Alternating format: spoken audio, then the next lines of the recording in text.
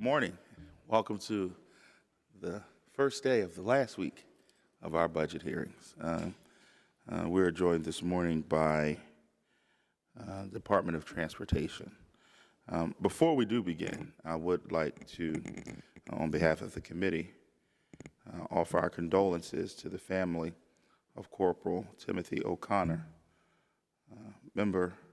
honorable member of our state police, who lost his life in a line of duty yesterday. And so before we begin, I think it's only right if we all rise in a moment of silence in honor of this corporal.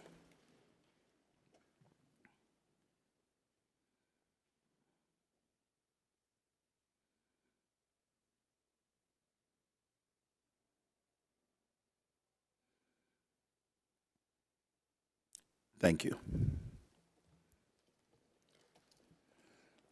As such, this afternoon we were supposed to see the Pennsylvania State Police. Of course, we are rescheduling that hearing.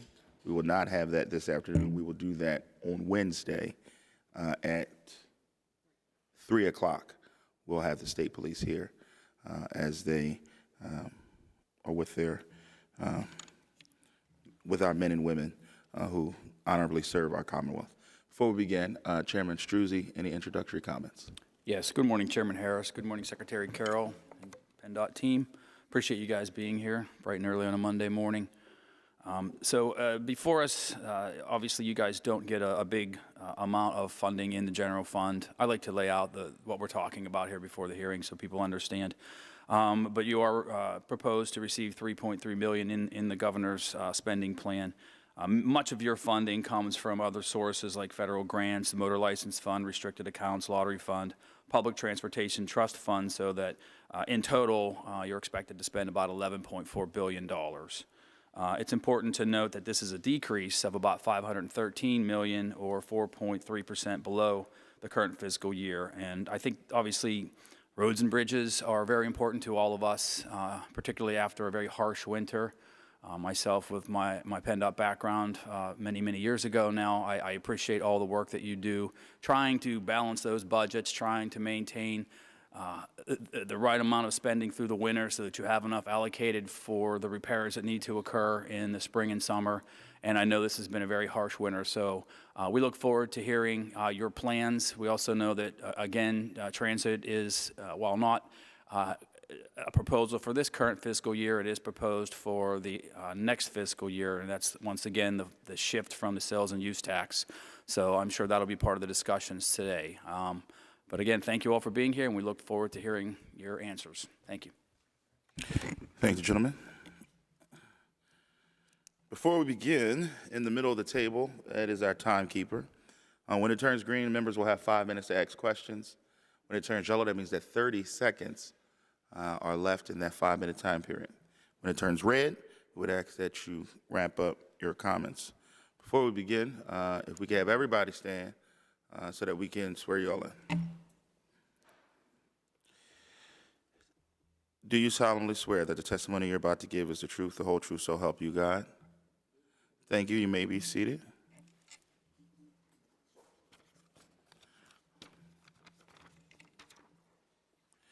We're glad to welcome back one of our own to this chamber. Maybe 4 terms, 5 terms we served together. I don't know, it's been a while, but we served a lot of time together. But how long did we serve together? I came in 12, 4 or 5 terms, all right. Secretary Carroll, of course, is no stranger to this chamber, serving 7 terms here, representing, I'm sure someone from Northeast Pennsylvania is gonna talk about how you're from Northeast Pennsylvania at some point during the budget hearing. I'm sure that will come up. Anyway, I am told that you have, it's my understanding you have a written statement that you submitted. Do you have any introductory comments or you want to jump right in? All right, we will start with Representative Salisbury.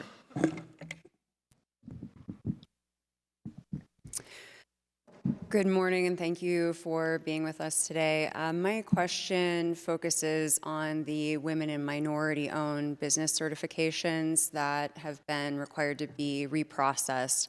So, as you know, last fall, the Trump administration issued an executive order relating to the disadvantaged business status. I wonder if you could talk a little bit about why, first off. I think a lot of people were surprised that processing is happening through your department. So I wonder if you could talk a little bit about why that is falling to your department, what type of resources that's entailing, what that workflow looks like. So thank you, Rep, for the question. And of course, you framed it correctly. The PennDOT and state governments across the nation are responding to the Trump administration's order with respect to minority and women-owned businesses. Corey Pellington, the Deputy Secretary for Administration, who was with me, is skillful and can provide greater detail than I can with respect to the answer to your question. I'll let him speak in a moment. But please know that we consider the recertification of these entities critically important. We will do everything in our power to make that happen as speedily as we can. And I'll let Corey highlight how we're going to make that happen. Thank you, Rep. We were caught off just as surprised as you and businesses in your district and districts around the state. USDOT instituted an interim final rule at the beginning of October. PennDOT, as well as other DOTs, did not have any advanced notice from USDOT that interim final rule was going to be put in place. It did also go into effect immediately, which required us to respond immediately. So we did need to, and it led to the effective pause of the DBE program, the Disadvantaged Business Enterprise Program. This is the small diverse business program on the federal side. PennDOT runs most of our procurements through the Disadvantaged Business Enterprise Program.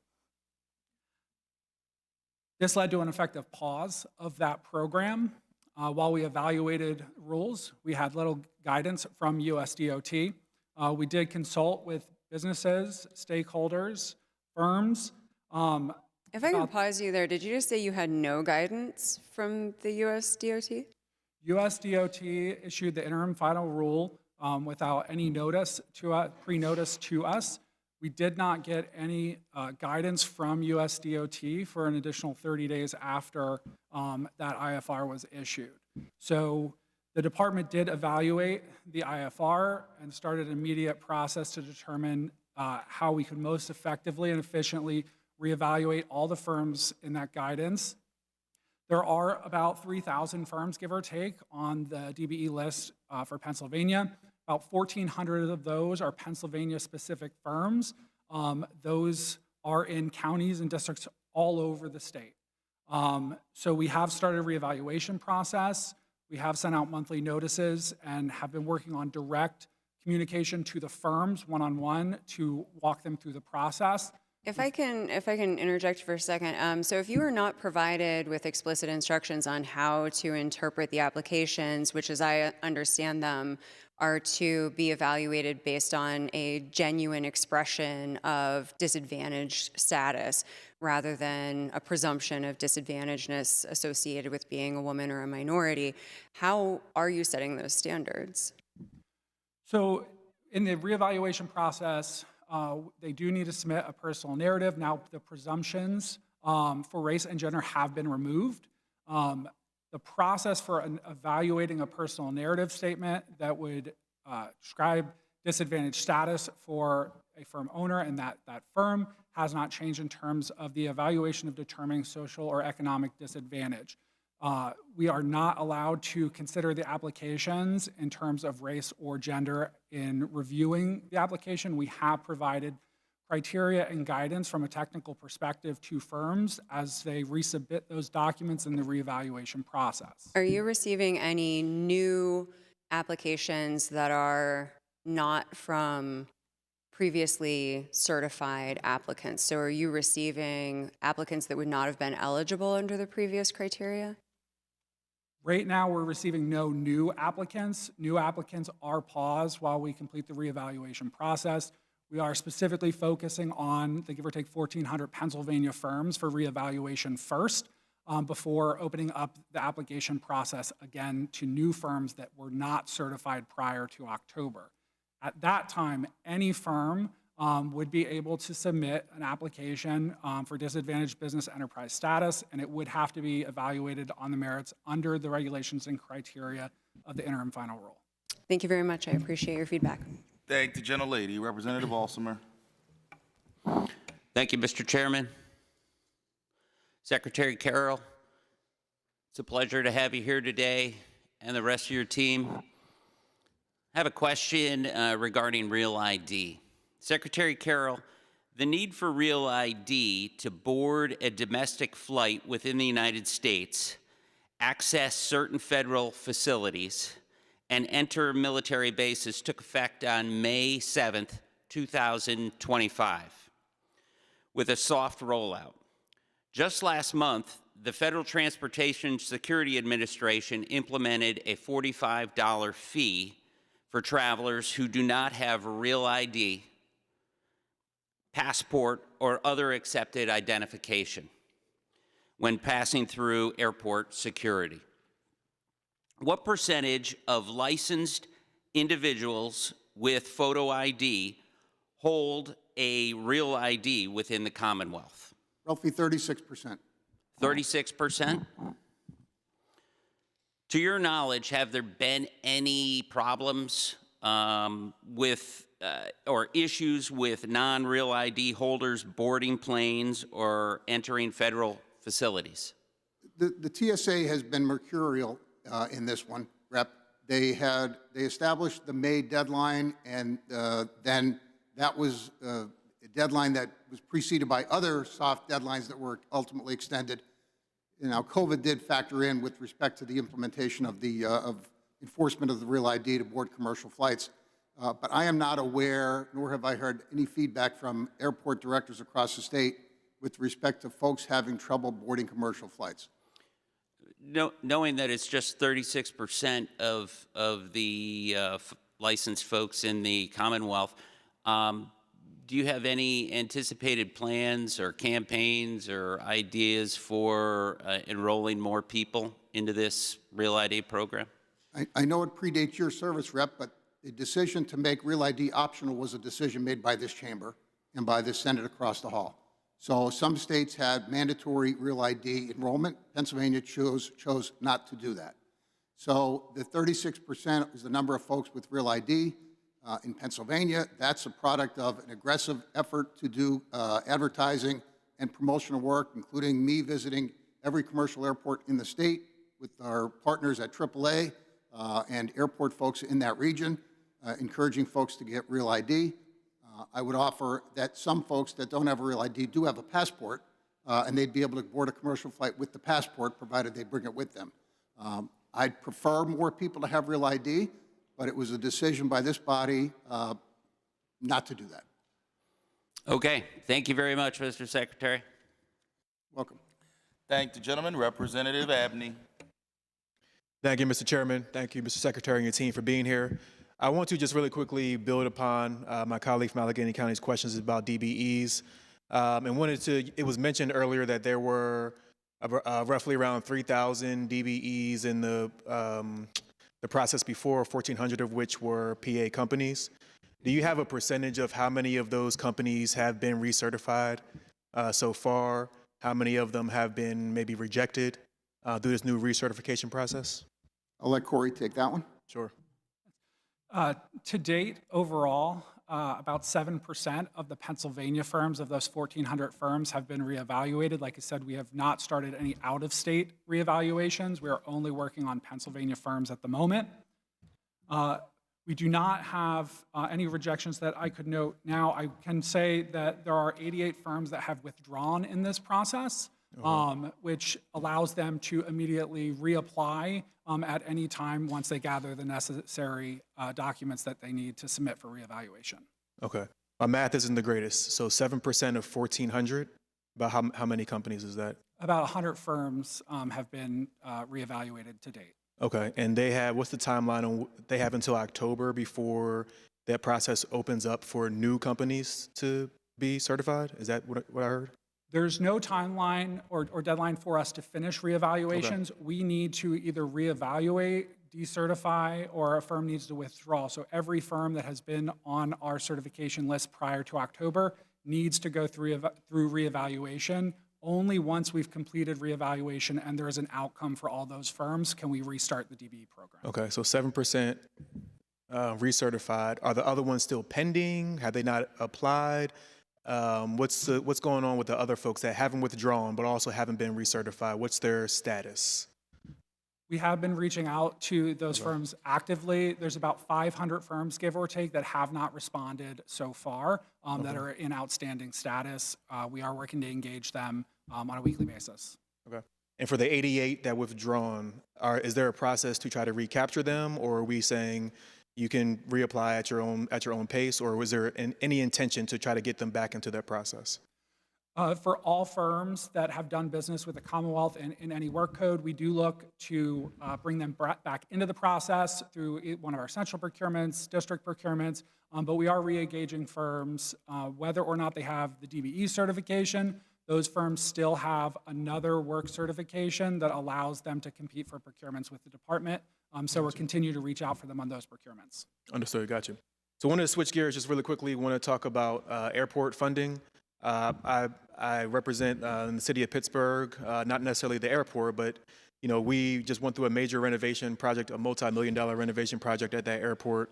But I want to talk a little bit more about what opportunities might exist, because that funding came mostly from the airlines putting in resources to renovate that project. But I want to talk about what opportunities exist for state funding, particularly for maybe your smaller airports that aren't Philadelphia or Pittsburgh, that don't have the luxury of having major airlines put capital up to renovate those projects. So we have quite an inventory of airports across the Commonwealth, some large, like you noted, with Pitt and Philadelphia, and some small, but all important. And aviation is an important mode of transportation in the realm of various modes that we have, so I value the work that our aviation partners do across the state. Additional funds were provided in the world of aviation in the governor's first year to provide for a match of IIJA funds that were available for aviation. We utilize those funds along with our federal funds to make improvements across the spectrum of airports. The needs for aprons and hangars and such far exceeds our ability to be supported financially. I'll let Meredith, the deputy for multimodal, put a greater level of detail into this answer. But please know that we value the work that's done at the commercial airports and general aviation airports across the state. So we have about $25 million available annually to support our 119 public use airports. As the Secretary stated, far exceeds what we have available. We work with our airports annually to establish a 4-year plan for capital improvements, whereby they would apply and we would program those dollars out. We're also a block grant state, meaning that we're responsible for handling the federal funds that come in for our 40 block grant airports. And as the Secretary stated, the governor's budget includes an additional $1.6 million to leverage those funds. But to your point, absolutely, there is a greater need than funds we have available. Awesome. Thank you. Thank you, Mr. Secretary. Thank you, Mr. Chairman. Appreciate it. Thank the gentleman, Representative Reichert. Thank you, Mr. Chairman. Thank you, Secretary, and your team for joining us here this morning. Just following up a little bit more about the Real ID. Did you say it was 36% of license holders have a Real ID? Yes. For states that have it optional, is that on par? Are we high? Are we low? I'd say we're middle of the pack. All of the states that have optional arrangements are in that same range. Okay. Split between male, female. Do you know, are there more males that have the Real ID or females? I really don't know the answer to that one. We can attempt to sort that out for you. The reason I'm asking, the number one complaint I really get in my office about Real IDs is how difficult it is for women to get it, especially married women, as they're going through and they're tracking, marriages and divorces and that sort of thing. And consistently, they seem like they are getting conflicting, or, I heard a story of one lady who was there 3 different times to get a Real ID and given 3 different reasons why her paperwork wasn't in order. Do you have any plans for additional training or, things that you're going to share with the public that they might be able to avoid that? My first response is that Real ID was a federal requirement, so we didn't have a choice here. In fact, Pennsylvania, I was in the House at the time, pushed back on Real ID under the banner of we already have a Real ID. It's called a Pennsylvania driver's license. Our federal partners were not satisfied with that answer and threatened to withhold highway funds if we didn't adopt the Real ID. You're not wrong. For women, it's much more of a challenge than for men with name changes and such. We've done everything we can to be accommodating. I know the anecdotal story you're talking about, and that was a challenging arrangement with a woman who had a very unique fact pattern with, I think there was an adoption involved and a marriage and a divorce, maybe more than one. We do our level best to have, to deal with folks with that complexity. The driver license centers that are Real ID centers have highly trained folks. I am not going to tell you that we deliver perfection at 100% clip. But I'm confident that the training that we have provided for the staff that work at the driver's license centers do a darn good job.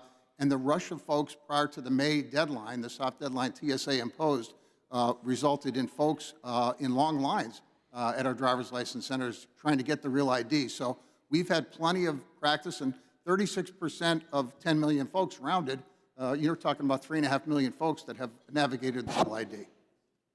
No, I appreciate that as a secretary, and I also appreciate that it's a federal requirement. But hearing back from these women, they're saying that it's easier for them to get a passport, which the federal government's processing, than it is in most cases for a Real ID, which is frustrating that it's something on the state end here.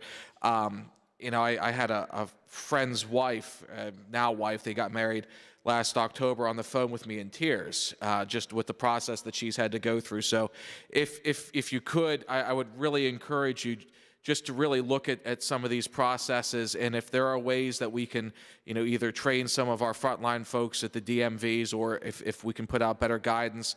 Like I said, the story that I was just relaying to you about the person who was there 3 times was actually a friend of mine. It wasn't anyone that made news. It was just another constituent who has gone through this process, and just sharing their frustration.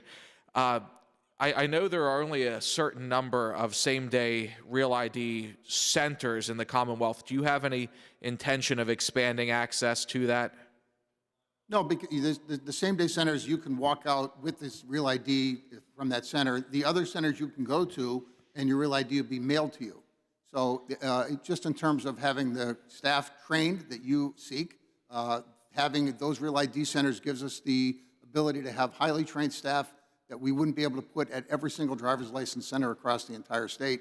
Some of our driver's license centers are satellite centers in more rural areas, and so we found that having this arrangement with Real ID centers combined with non-Real ID centers, met the challenge that was the issuance of Real IDs, especially prior to the May deadline.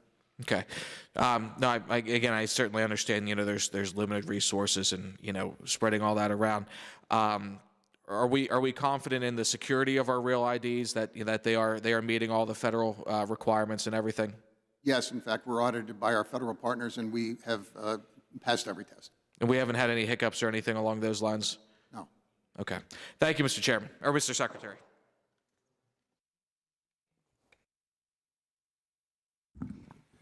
Thank the gentleman, Representative Young. Good morning, everybody. Welcome to the first day of the last week of appropriation hearings. My question is around, all eyes are in Philadelphia, Pennsylvania, to celebrate America 250, following up on the good gentleman from Allegheny County's question. Can you talk about the additional opportunities for funding for the Philadelphia airport? So as I said a moment ago, we value our aviation partners, and Philadelphia Airport is, of course, the busiest and largest airport in our Commonwealth, and we are proud of our partnership with the leadership at Philadelphia. I'll let Meredith put a finer point on how funds flow to the Philadelphia Airport and the likely need for additional funding. So as stated before, we do have about $25 million available for aviation funding. We meet with our airports annually over the summer to discuss the capital needs. I'm not aware of any specific funds being dedicated to the Philadelphia Airport under our existing state funds, but we are working with the Philadelphia Airport on using some PennDOT land to assist with the TNC waiting lots to help reduce wait times. So while we don't have additional funding available, we're looking for ways to partner with them on other initiatives to accommodate the influx of travelers we're going to be seeing this year. So what I hear you say is that although there is nothing secured and concrete in this moment, you're still looking for ways to sustain the Philadelphia airport to receive the world this year for all the activities. Is that correct? That's correct. We partner with them where we can. Great, thank you. And switching gears, can we discuss how the shared ride programs for our seniors, as it may become necessary to increase the amount of the fares to our seniors, let me rewrite. To switch gears, can we discuss the shared ride programs for our seniors, as it may become necessary to increase the amount our seniors to increase their contribution amounts? How do we deal with the affordability for our older Pennsylvanians for the shared ride program? So, Rep, on more than one occasion, in fact, many occasions, I have declared that we have transit in every county in this state, including the most rural counties. And in some of those rural counties, that primarily means shared ride. It's a critical component of the transit fabric that we have across the state in urban, suburban, and rural areas. And the challenges are real when it comes to financing shared ride. Again, I'll let Meredith put a finer point on that. So in Pennsylvania, there were about 4.9 million shared rides delivered in fiscal year 24-25. It is a necessary and highly utilized service offered in Pennsylvania. In order for us to keep fares down for our seniors, we have to increase the state's contribution to the shared ride program, which, as you know, we have limited lottery funds available to reimburse for those rides. And for our seniors, we do allow for a sponsor of that 15% that you mentioned. But as fares increase on the shared ride program, it becomes more difficult for those sponsors to subsidize that 15%, therefore resulting in a higher fare for our seniors. Recognizing that we have, a problem on the horizon, we're planning to complete phase 2 of our study of the shared ride program to see if there is a better model we can utilize as opposed to the current per trip reimbursement for our transit agencies. They only get reimbursed if a trip is delivered, and they're still responsible for those overhead costs, thus increasing the cost of the program. Thank you so much. Last question. How many counties have utilized this particular service? For shared ride? Shared ride, correct. All 67 counties. All 67 counties. All 67. Thank you so much.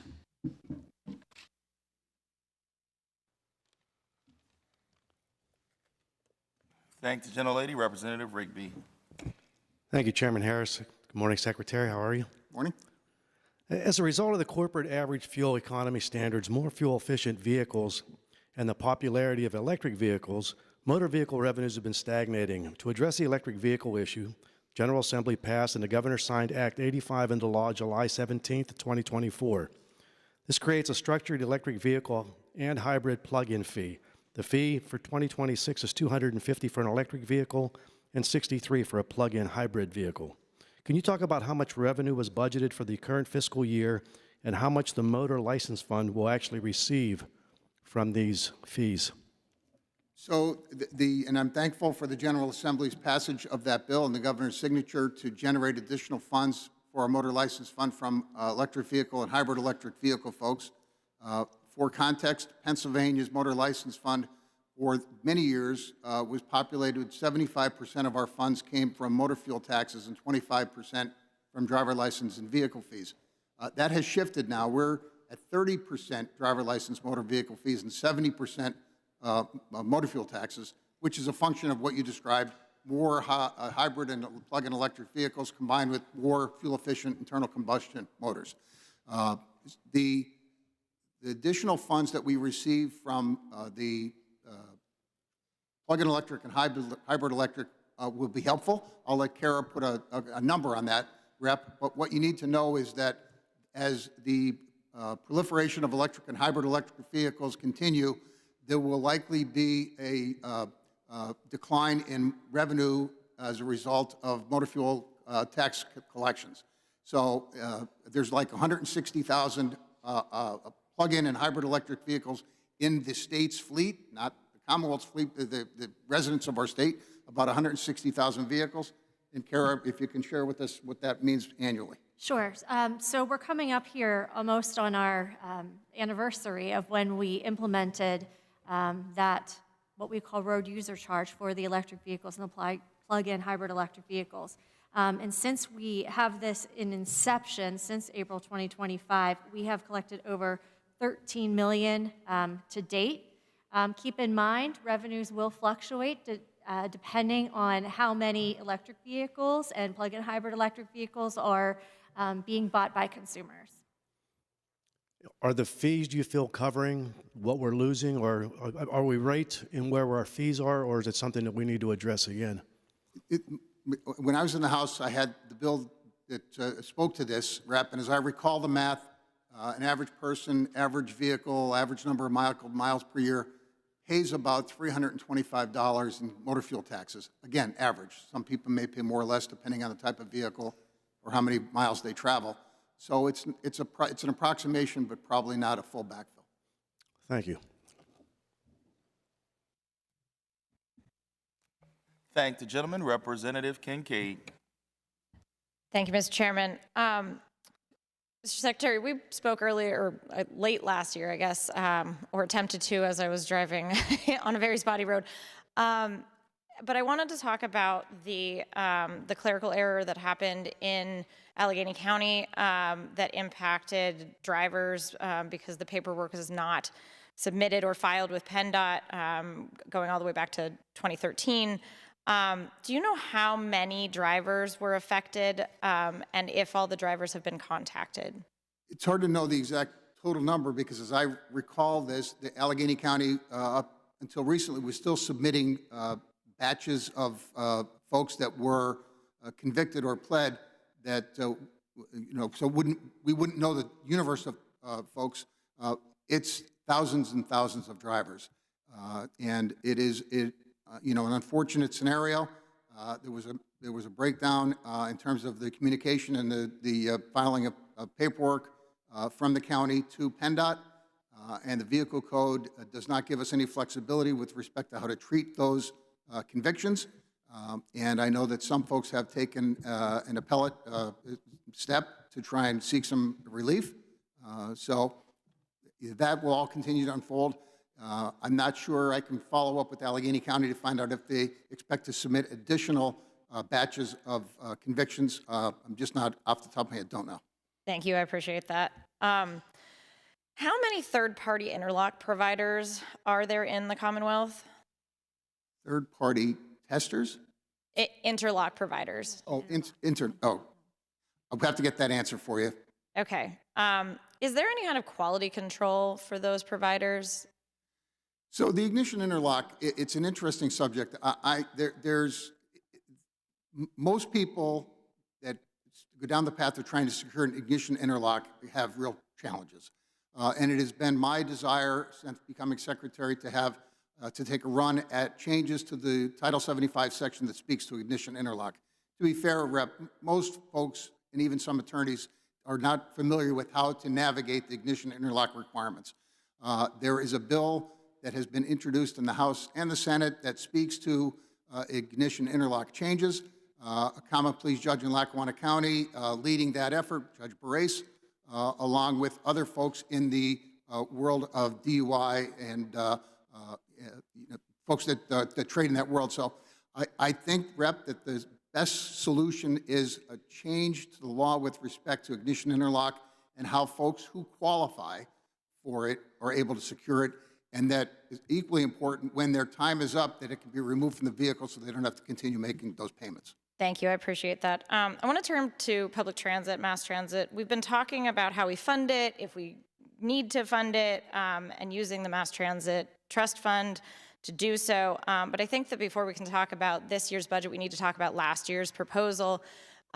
We talked a lot, there was a lot of conversation about SEPTA and PRT, but not necessarily about the fact that public transit exists everywhere in the Commonwealth. And I'm wondering if you can talk to the fact, or talk about, while PRT and SEPTA got funding from the trust fund, other smaller transit authorities did not. And if you can kind of talk about the sort of what was kind of lost. And I know that there's proposals to invest more now, but for the fact that they were not included in that. So the governor's proposal of a carve-out of an additional 1.75% sales tax, not an increase in sales tax, just an additional carve-out, would have generated the $300 million annually that would have been shared among all transit agencies in the state, not just PRT and SEPTA. And we have transit in every county in this state, as was stated earlier. I'll let Meredith talk about it's going to be hard to, in this setting, to give you specific numbers for all of the other transit agencies, considering the vast number. But Meredith? So with the proposal to provide additional funding, those dollars would go to all of our transit agencies, including our shared ride agencies, as we discussed. We provide, while our shared ride agencies do not receive the formula-driven operating funds, we do provide money to them through our programs of statewide significance. This helps them support the shared ride services. As I mentioned before, we do see some trouble on the horizon with that program. So both the proposal that was provided last session and that in the future would support all 52 transit agencies in the Commonwealth. Thank you. Thank you, Mr. Chairman. Thank the gentlelady, Representative Flood. Thank you, Secretary. And I'm actually going to build on that question regarding the funding. Back in September of last year, the governor directed you to essentially flex the state capital allotments for the assistance funding for SEPTA and Pittsburgh Regional Transit over 2 years. And did you, as it was my understanding, you said all of the transit agencies were eligible for these flex funds? Is that correct? And there's this nuance there. So PRT and SEPTA have the ability to do the waiver. You use the word flex. We'll use the word waiver. Flex in our world is a little bit different, a strategy that was deployed the prior year. So when it comes to PRT and SEPTA, there's the ability to issue the waiver. For all the other transit agencies, including Lanta, they needed to take a more nuanced step. And when it came to Lanta, we were able to accommodate that, or attempting to accommodate that now. Well, and I'm happy to hear that, because Lanta goes right through my region, and I know that there was some questioning. We were going to lose the one route that I have that goes way up into the rural parts of my district, which is critical for people getting to the grocery stores, doctor appointments, things like that work. So can you tell me what the amount of flexing made per transit agency? So your story highlights the need for transit in rural areas. So thank you for that. And when it comes to the amount that Lanta sought, Meredith, can you share with the rep on that one? So as the Secretary mentioned, SEPTA and PRT have the ability under regulations to request a waiver of capital to operating. This is a one-time request. It can't be continued into the future. SEPTA requested the full $394 million to be waived. They will not be utilizing that entire amount. We anticipate they'll waive about $100 million of their capital to operating. I believe PRT requested $106 million for a waiver, and we anticipate that they'll be utilizing about $90 million of that. For Lanta, again, they don't receive a dedicated amount of capital funding, therefore they can't request the waiver, but we were able to secure about a little over $6.5 million annually for Lanta over the next 2 years to support their service. Thank you. And under what state statute was the flexing authority provided? Meredith? So under Section 1514 of Title 74, generally I think it's Section 1506, allows for the department to utilize the PTTF to support transit. It's specifically in a regulation. We could give you the citation of the regulation.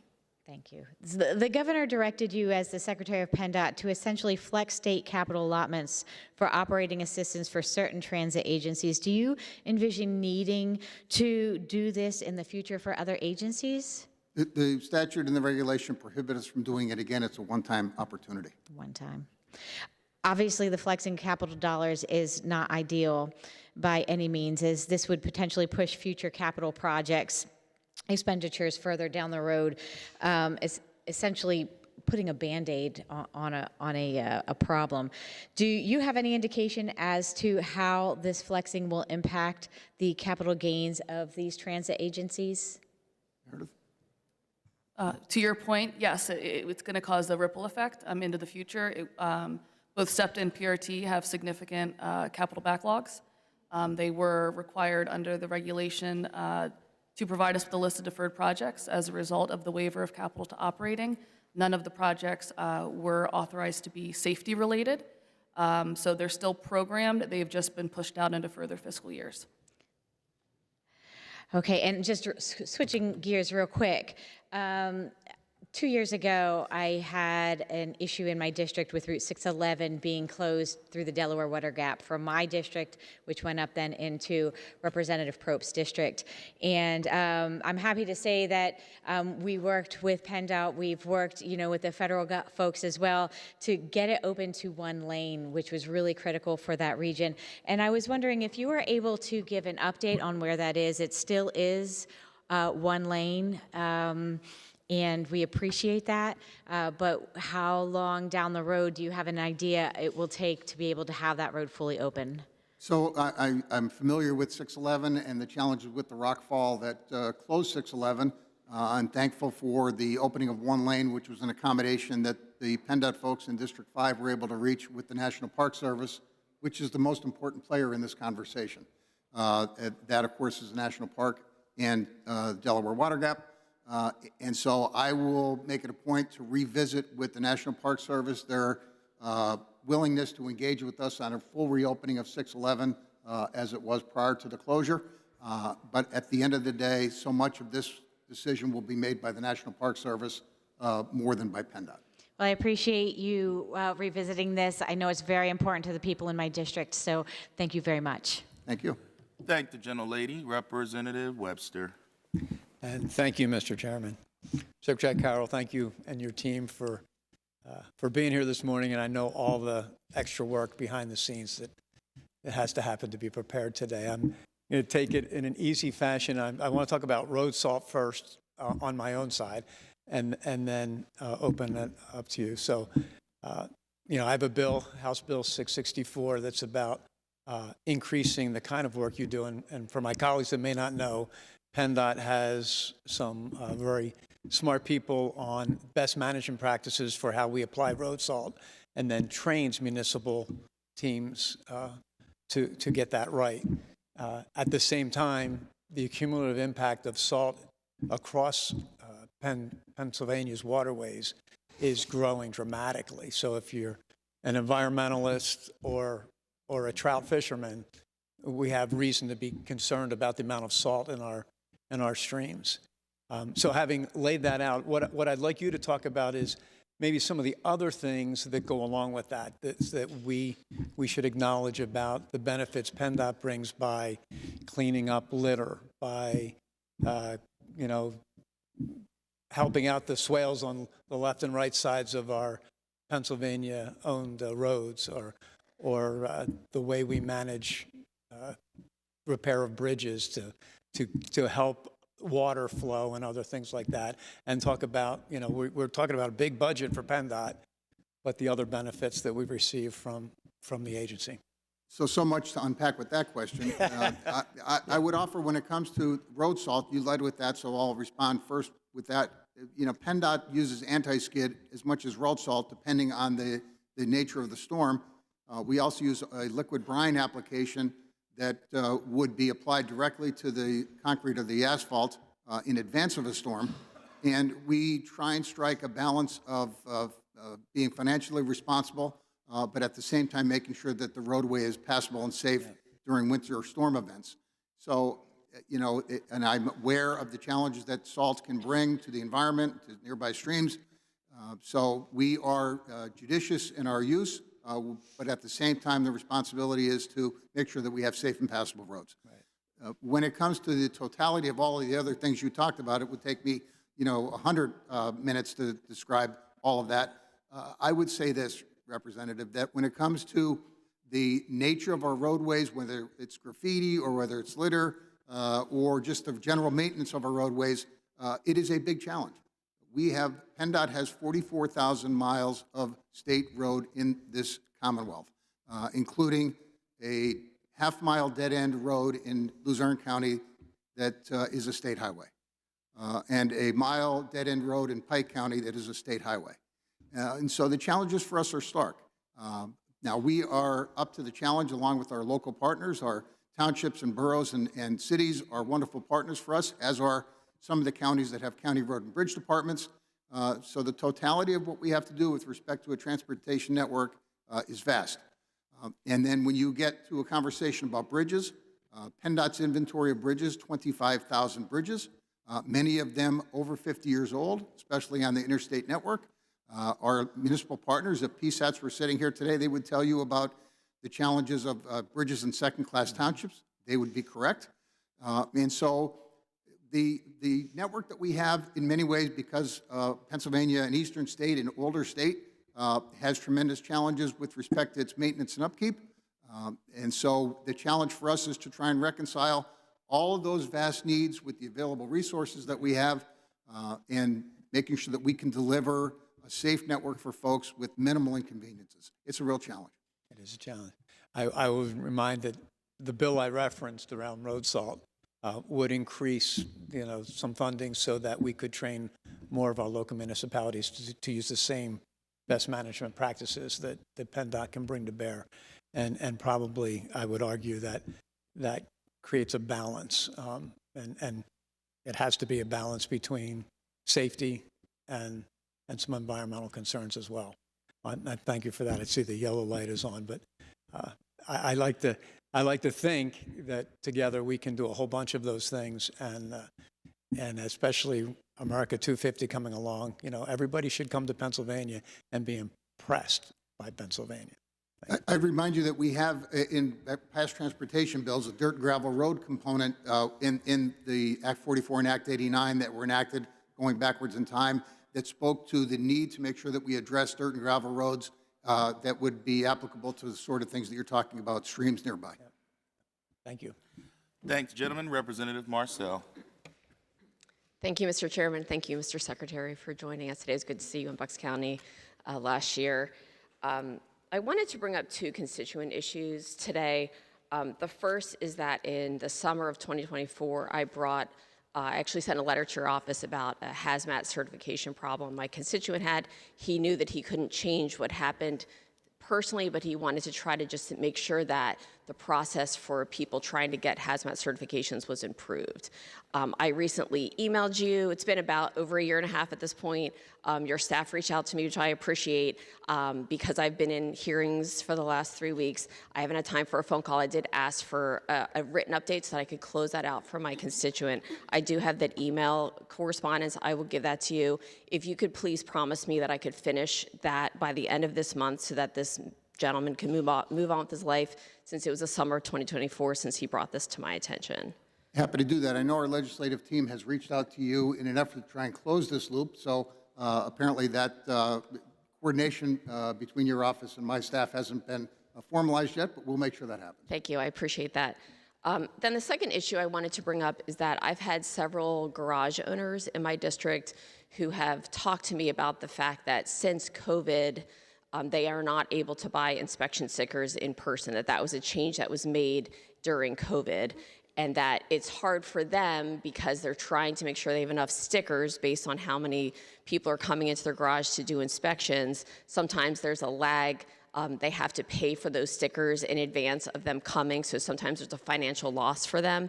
And so I wanted to try to find out if this was changed many years ago because of COVID, why can't we go back to that process, or something that would help some of the garage owners and small businesses that are in my district and many others. I have a bill actually on this.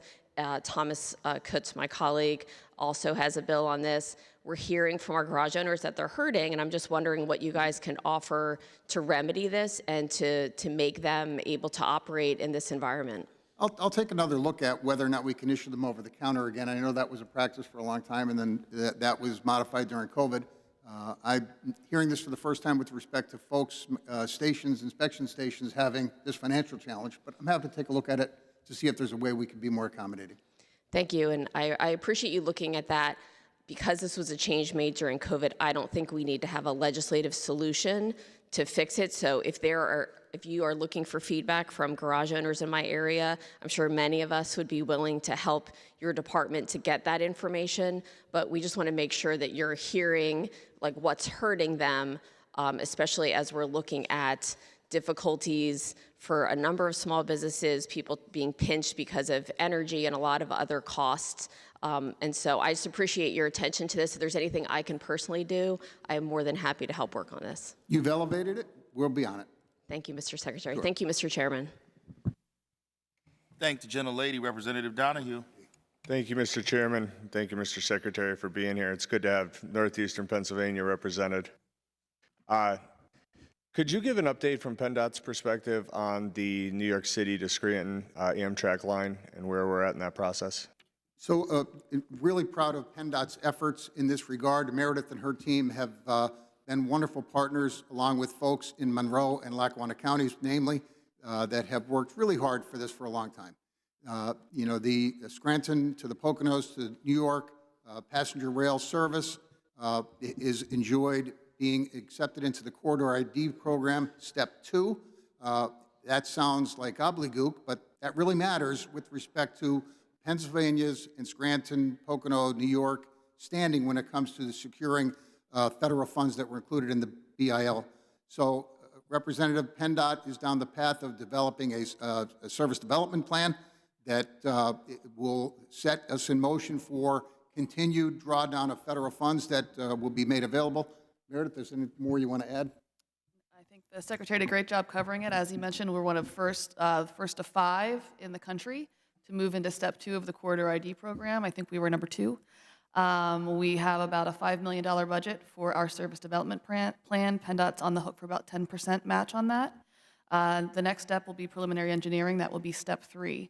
So the Commonwealth will be responsible for that 20% match. We don't have an estimation at this point on what that will look like. And Rep, it bears noting that beyond Scranton to the Poconos to New York, Reading to Philadelphia, and then the second Pennsylvanian, Harrisburg to Pittsburgh, other important passenger rail opportunities. In fact, Harrisburg to Pittsburgh, I expect that we will have that second Pennsylvanian operating later this year. That's a real win for Western Pennsylvania in particular. And I know that the folks in the corridor between Reading and Philadelphia are very eager and engaged when it comes to restoring passenger rail service in that corridor. Absolutely. Do we have any way of predicting moving forward what the state subsidy is going to be required once passengers actually start riding on the trains? Meredith? So Step 2, part of the service development plan is to determine what that operating cost may be. The one thing with Corridor ID, it does not provide for construction costs. There is some funding available to help step down those operating costs. And per federal law, any rail route that's under 750 miles is considered a state-supported route and will require the support of the Commonwealth. And also train set acquisition will be part of that outlook as well. Thank you for that. I appreciate it. Thank you, Mr. Chairman. Thank the gentleman. Representative Kale. Thank you, Mr. Chairman. Thank you, Mr. Secretary. Good to see you here today. I come from the 15th Legislative District, covers parts of Beaver and Washington County. Certainly difficult areas for roads to be maintained, and we have our fair share of local issues. I wanted to bring one local issue to your attention in particular. Wildwood Road is the name of this road. It's a small road. It's in Brighton Township, the northern part of my district. And the reason I bring it to you here today is about a year ago, the road was shut down because it collapsed. There was a slip, the road was shut down. I believe it was last April where we had this. And there's many such instances in my district of roads where this happens. We have steep hills, probably similar to the area where you come from. We're on the base of the Appalachian Mountains, basically. This one in particular, I wanted to raise to your attention because it's very concerning. This road goes directly to a hospital. So there is a major road, Route 51, that connects, Wildwood connects this road to the road that goes directly to the hospital. And then there's another route down 51 called Beaner Hollow Road, where you can go, alternative route. But that road now is looking like it's potentially going to collapse as well. And we've talked to PennDOT locally about this issue, and we haven't gotten a clear timeline as to when this is going to be resolved. And I'm concerned that if it doesn't get resolved soon, the other road is going to end up collapsing. So my question to you today is there a process by which we can expedite construction processes when when there is an emergency function that this road has. So Wildwood is a state highway then? Well, it's a state road, yeah. Okay. So first I'm hearing about the Wildwood Road, so I will learn more about it and see what it would take to advance this to solve the problem. There is, of course, more than just building a new road or repairing it. There's engineering often that would be involved.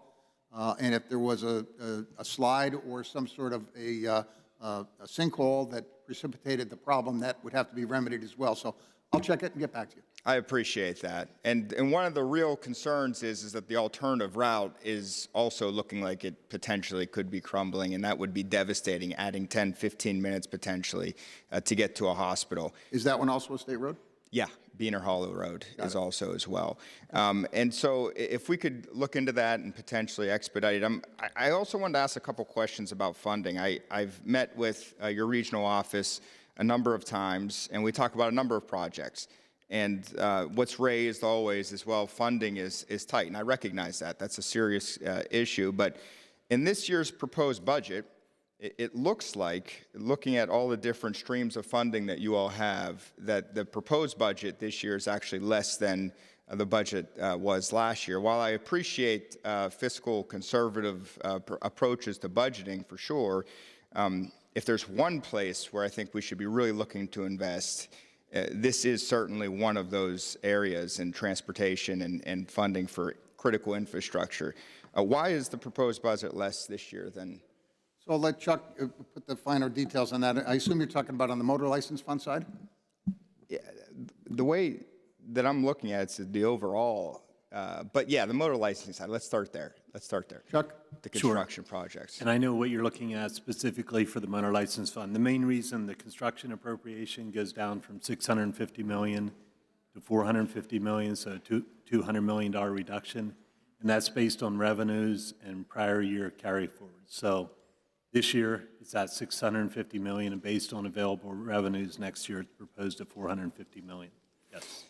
I'm just curious. I know in my district in particular, if you all had an estimate across the state with projects that are behind or not on the schedule yet or in the queue, how much additional funding would it require to meet that demand? A very large number. I mean, trying to quantify the unmet needs when it comes to the road and bridge network would be in the billions of dollars. And so what we do at PennDOT is reconcile the available funds that we have in the motor license fund that are constitutionally protected to direct into our maintenance and construction projects. That was enhanced with an additional $250 million decoupling that began during the governor's first year that was state police directed, preserved in the motor license fund. So that was an additional $250 million that didn't require a fee or a tax increase of any sort. But Rep, to try to imagine a scenario where we would generate enough revenue to meet all of the bridge and highway needs would be a staggering number. Thank you, Mr. Secretary. Thank you, Mr. Chairman. Thank the gentleman. Representative Mullins. Thank you, Mr. Chairman. Good morning, Secretary and friends. It's good to see you all. We've touched on planes, trains, and automobiles, and I've got to go back to planes for a minute, the cargo kind. As I'm sure you're aware, Eli Lilly is investing approximately $3.5 billion in a major manufacturing facility in the Northeast. Just wondering if you and your team have assessed how that growth can impact air traffic demand at regional airports like Allentown Bethlehem International, or Lehigh Valley International, and Wilkes-Barre Scranton International Airport. Well, Rep, I would say that landing the Eli Lilly project in Lehigh County along the I-78 corridor is a huge win, and I applaud the governor and the folks at DCD for their coordination, as well as the Office of Transformation for their work in that space. I think it's fair to say that there were many competing states that hoped to land that project, and we were successful in that regard. So what that means for the transportation network on the aviation side and on the road and bridge side, there would have to be an accommodation for an additional exit off of I-78. I think that the Lehigh Valley Airport at this point has been the beneficiary of significant state investment and federal investment to do improvements to the terminal and the passenger flow through the terminal. So I think that the Lehigh Valley Airport is positioned fairly well to be able to meet the challenges that come, the happy challenges that come with the Lilly investment in Lehigh Valley. The challenge for us really will be on the highway side to be able to deliver the exit that we need to account for the traffic that will be generated. But that's a nice problem to have. Indeed. Thanks, Mr. Secretary. Thank the gentleman. Representative Kutz. Thank you, Mr. Chairman. Good morning, Mr. Secretary. Thank you so much for being here. And let me also thank the men and women of PennDOT for your work. I have many constituents as well as our road workers who are out there, and hope we can continue what we can do as a General Assembly to protect those workers on the roadways each and every day. Mr. Secretary, as you know, industries across Pennsylvania's multimodal transportation system, roads, bridges, freight, rail, ports, public transit, and aviation have been asking for several years for a comprehensive long-term funding framework to succeed Act 89. While the administration has continued to highlight public transit funding needs in the annual budget, which is an important conversation to have for our workforce and for those who rely on it for work every day, we still haven't seen the governor put forward a broader plan that brings all modes together.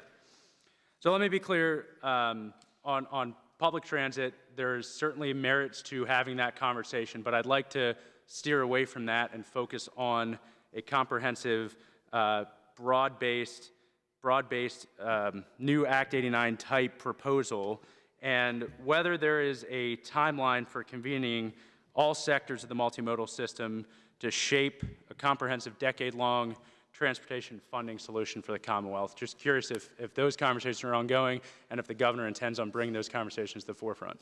So I think they are ongoing as a result of the governor's desire to have additional funds directed to the transit community.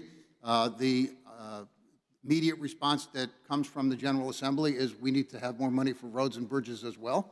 The governor has embraced that policy, and how that looks like or what that looks like, it's hard to predict. I served in the House for both Act 44 and Act 89 and voted for both. Not an easy vote, I will share with you. Voting for a motor fuel tax increase, not an easy assignment. So when it comes to generating funds for highways and bridges, just as it is for transit, those are prickly policy conversations that are never easy, but are worthy. And I think that those conversations, as a result of the governor's advocacy for additional transit funding, brings with it the conversation relative to roads and bridges. Well, and respectfully, Secretary, I think the entire conversation has been dictated by transit funding. And you know, we've kind of had to push back to say we need to talk about roads and bridges, but it's not just roads and bridges. Freight, rail, I mean, you've heard 3 airport questions today as well. And for me, here, HIA, some days is the second busiest airport in the state. We've got a lot of traffic moving through there. So I think the all the above approach is what we're looking at. And I think that only happens, I think Act 89, to be fair, only happened because the executive set out a clear framework from which to work and brought everyone together on that. And it seems to me like all the other sectors are kind of, at this point, lagging behind because of the transit conversation. So again, I don't want to discuss the merits of transit because that's part of the conversation. I think my concern is the lack of a conversation on other sectors which will bring jobs and people to the Commonwealth. So you know, of course, that motor license fund dollars can only be used for roads and bridges. And when you talk about aviation or freight, those are general fund conversations, not motor license fund conversations. And that's what I'm talking about. As the Secretary of Transportation and the Governor, we can have this conversation, including general fund expenditures, but I think we need a comprehensive conversation which includes all the above, not just saying, well, we're only talking about the motor license fund, and well, we're only talking about the sales and use tax. I think we're looking for that conversation. You know, certainly a lot of districts who don't have the transit structure have kind of felt left out of the conversation. I just want to make sure we're doing everything we can to work with you and the governor and the administration as a whole to make sure all of those conversations are happening. Well, when it comes to aviation, you highlighted that, and there were 3 questions related to aviation today. There's been a co-sponsorship memo circulated in the Senate to advocate for the AIR Act, but the conversation gets complicated quickly because generating additional funds for, say, aviation probably gets you to a conversation on the jet fuel tax. And so whenever you're trying to advocate for additional dollars for any mode of transportation, generating the additional revenue that may be sought is a complicated policy discussion. I see my time is low, so I'll close with this. It may be a complicated policy discussion, but I would welcome it because I think when people think about the core functions of government, it's education, public safety, and infrastructure. And I think, Secretary, as well you know, this is one of the most important conversations we can have in terms of the budget structure. So I remain committed to working with you, the administration, your entire department, and my colleagues on both sides of the aisle to find that comprehensive funding solution that puts Pennsylvania on the right track and right roads and bridges as well. So thank you, Chairman, for the time, and thank you, Secretary, for your testimony today. Thank you. Thank the gentleman, Representative Waxman. Hi there, good morning, and thank you all for being here. Really appreciate you spending some time with us. I wanted to focus a little bit on some of the conversation that we had on the other side of the building, and in particular maybe to clear up some misunderstandings about public transit funding and what's happened over the last year. And so the first question that I have, Mr. Secretary, is that Senate Republicans, they claimed at their hearing that Public Transportation Trust Fund had $2.4 billion sitting unused, and I used unused in quotes. And I wonder if you could take a moment just to explain whether these dollars are actually idle or they're already obligated to multi-year capital projects like vehicle purchases and track improvements and safety upgrades and some of the other things that perhaps take a while to get the spending online and take a while to complete. So I'll let Meredith put some finer points on it, but you are correct. Of the $2 billion, roughly $1 billion are for capital projects that are planned on the forward and further horizon for both PRT in Pittsburgh and SEPTA. Those are critically important. A transit network that would have a bridge that would close would sever that route, obviously. And so when it comes to the delivery of those capital projects, as I mentioned during my testimony in the Senate, I would be happier if SEPTA and PRT delivered capital projects quicker. But the fact that those dollars sit there doesn't mean that they're not needed. They're critically needed. And the importance of having those capital projects completed it speaks for itself. Meredith, when it comes to the balance? I think the Secretary covered it pretty well. Of the 2.4, about 1.3 are committed in grant agreements. The remaining dollars are for things like our operating reserves. Under Title 74, all of our transit agencies are held harmless with their operating funds, meaning they get at least what they got the year before, which is critical for them to be able to budget. So we hold those in reserves. The remaining projects are for things, as the Secretary mentioned, we have the second Pennsylvania coming online this year. We'll need funding to support the additional operating costs, as well as the significant capital improvements, as well as the exciting things that we're experiencing with expanded passenger rail. So all the dollars are planned or committed. Yeah, just as a follow-up, so we're clear, this is standard practice in transportation finance for large capital projects to accumulate funding over multiple years. And this has been the practice in Pennsylvania, not just this administration, not just the administration before that. At times when different parties control the legislature, this is how things have worked for a very long time. Isn't that correct? It is, but as I said in the Senate, I wish that our partners were delivering capital projects a little quicker. I think that, not to blame everything on COVID, but I think the COVID experience changed the landscape when it comes to delivering capital projects. I think that the focus of these hearings with this discussion about use of capital dollars will spur some additional speedier delivery of projects in both regions of the state.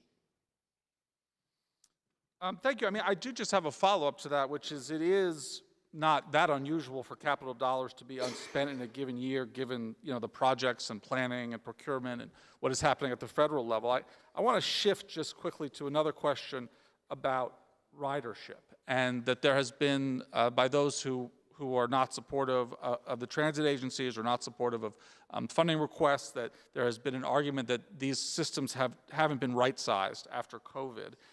Could you just take a minute and explain what ridership trends broadly, not just in Philadelphia and Pittsburgh, but everywhere, look like in terms of the use of mass transit, and specifically in major economic regions that are now coming really back online post-COVID? So I'll let Meredith get to the specifics, but generally speaking, ridership on the buses has advanced quicker in terms of restoration relative to pre-COVID numbers. Probably speaks to the fact that folks that are on buses have fewer options in terms of how to get to work or whether they can remote work.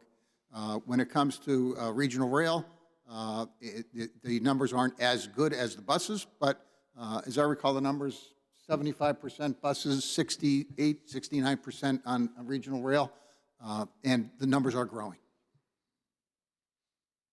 Just to piggyback on that, I think we're continuing to see growth, especially in those regions that you're discussing. The Lehigh Valley has grown exponentially, which is why Atlanta requested the additional service stabilization dollars to continue its operations. I think Atlanta still had to experience a 5% decrease in service as a result of their current operating situation.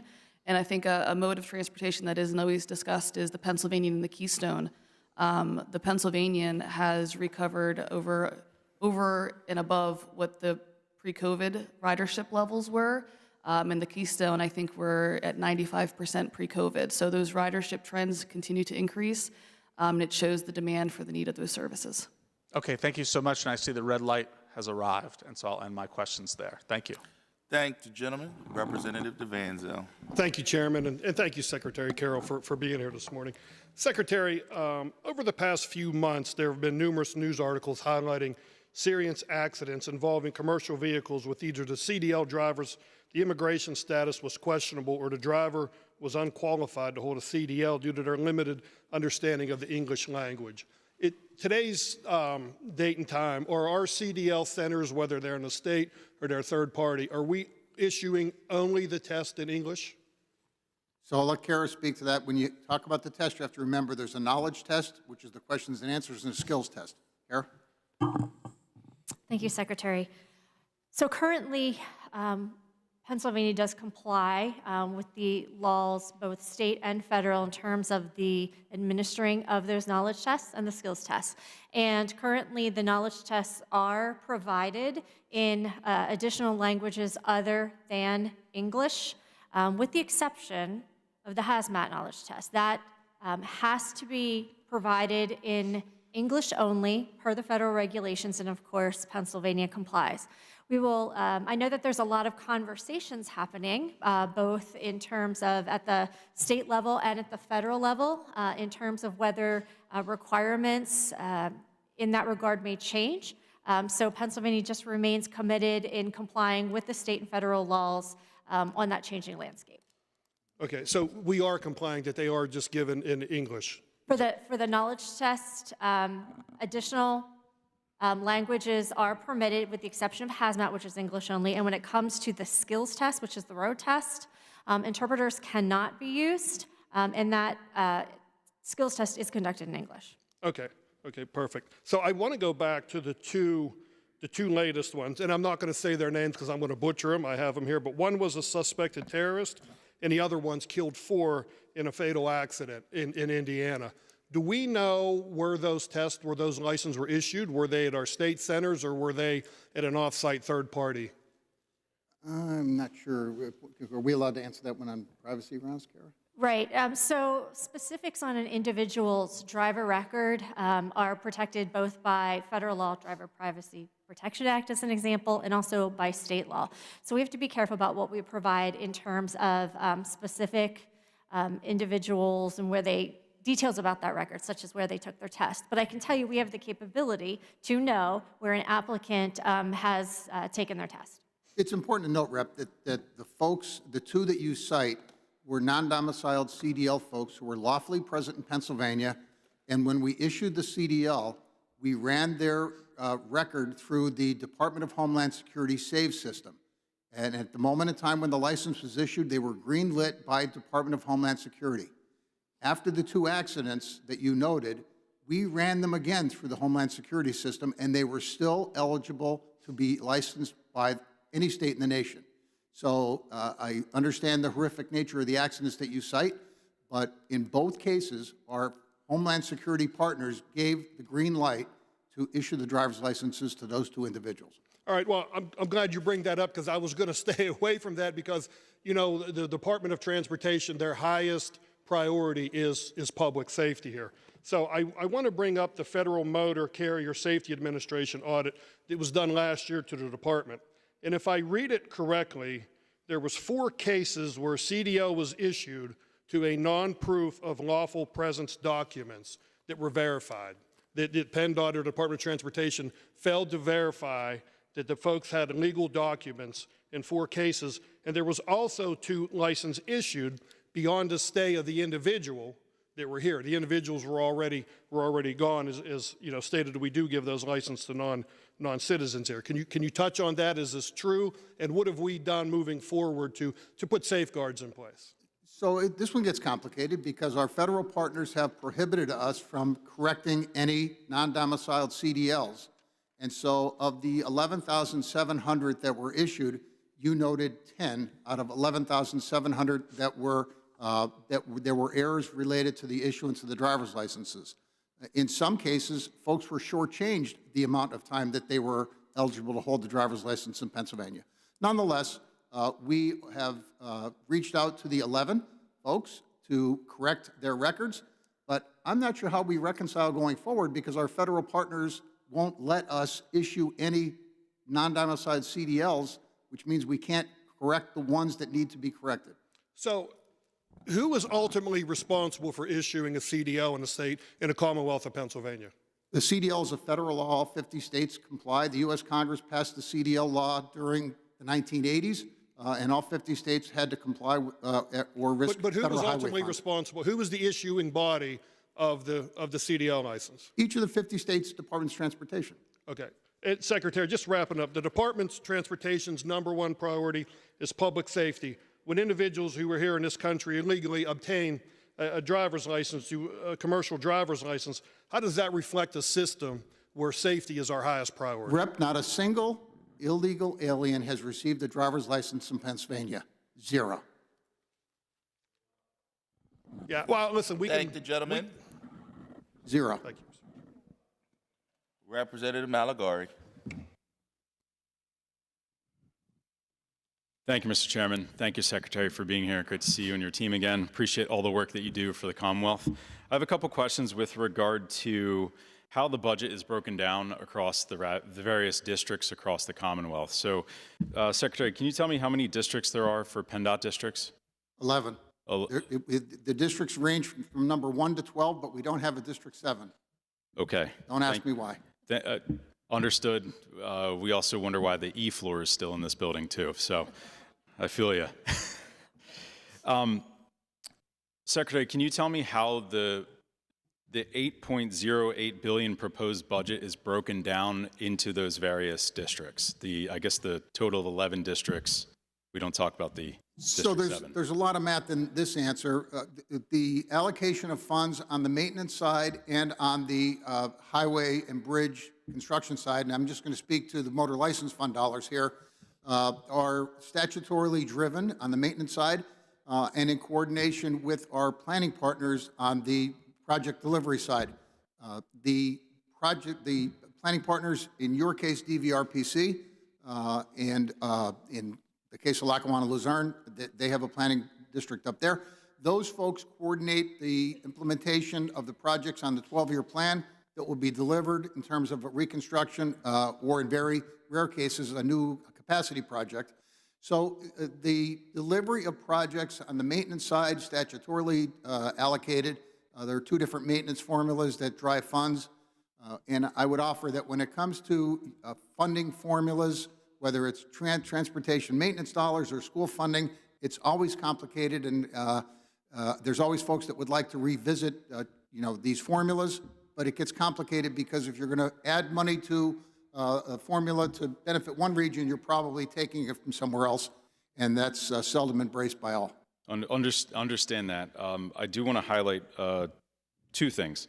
So in PennDOT District 6, where I live, in Montgomery County, If you add the daily vehicle miles of travel, this is based on the 2023 mileage data that we have according to the PennDOT fact book that I found online.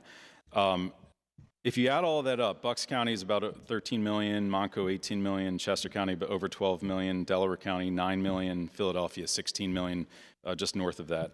The total is just about 69 million daily vehicle miles of travel. And then the next big population center would be Allegheny County, but that district isn't reflective of the entirety of that region because it's split up differently. But just as an example, that particular district is Allegheny, Beaver, and Lawrence. That has about 28 million plus of daily vehicle miles of travel. It's about 10%, and the previous number was about 25%. Would you say that the District 6 funds or any other district is relative to those numbers at all? I'll take your numbers at face value. I'm not going to debate the numbers. You have obviously looked at them in advance. So I would offer that the challenges that we have in delivery of projects is significant. The stats can be, highlight one thing or another. Some might say that District 6 gets more money than they deserve because look at how much another district gets. But the totality of the vehicle miles traveled and the square feet of bridges in a various region, it's not like PennDOT is just picking winners and losers on an annual basis in terms of counties or regions. The allocation of these projects is coordinated with our planning partners on the project delivery side. The needs in District 6 are stark, but the needs in rural PA are equally stark, just smaller in stature. And so trying to reconcile all of that, not an easy assignment. And I understand and I appreciate all of that. And I thank you for the explanation, because sometimes we do wonder, are we getting what is really needed to maintain our vast highway network and all of our transportation modes. And I also understand from challenges that do arise, we heard about two today, with roads that might wash out and whether or not they can be fixed. And the engineering and the amount of money needed for that is vast. So I do understand that things need to be nimble and flexible, and you have to be able to utilize all those data points in making those decisions. So I want to thank you for your explanation of this. I really do appreciate it, and I thank you for all the work that you do for the Commonwealth. Thanks so much. Thank the gentleman. Representative Grupa. Thank you, Mr. Chair. Secretary, you're very confident that 0 illegal immigrants have been issued CDLs in Pennsylvania, and I hope that's the case, and I commend your confidence. But regardless of the immigration status, there's a very real public safety concern about CDL licensing. When the Commonwealth authorizes someone to operate an 80,000-pound vehicle on our highways, the public has a right to know that every safeguard has been taken to protect the people sharing the road. So I want to build on that for a moment, because for many of this isn't just a theoretical issue. It has very real consequences for our family and for our districts. Last year, a foreign national named Sign caused the death of a man from my district, Kevin Latte, who went missing in January of 2025. I'm from the 51st House District, and my southern border is the West Virginia line. Investigators say that this foreign national barreled across the Cheat Lake Bridge, which is actually just over the line in West Virginia, in an 18-wheeler, ignoring whiteout conditions and speed warnings. Moments later, the investigator said that his tractor trailer jackknifed, hitting Latai's vehicle and sending it into the frigid lake. What's even more horrific is that for days his family didn't know what happened to him. He was simply missing. Search crews spent nearly a week looking for him before authorities ultimately recovered his vehicle and his body from the lake. The driver of the truck later pleaded guilty to vehicular homicide, and after sentencing, he was taken into custody by Immigration and Customs enforcement. It's troubling that it's unclear at this point to the public whether that driver obtained his commercial driver's license, where he did, and there are allegations that he may not even have been able to understand the English language, to read or write the English language. Clearly, if you can't read the English language, you can't take heed to the warning signs that are placed very specifically and strategically on our highways. For my constituents, and frankly, anyone that's sharing the road with a tractor trailer, this is not an abstract policy debate. In my district, it was a husband and a neighbor who never came home. So with respect to all of these high-profile types of cases, and I'm not alleging that he was specifically licensed here in Pennsylvania, but there are a lot of high-profile cases that warrant heightened scrutiny. So in light of these cases, has PennDOT conducted any type of a review or audit of CDLs issued to non-domiciled drivers to ensure that the process is functioning as intended?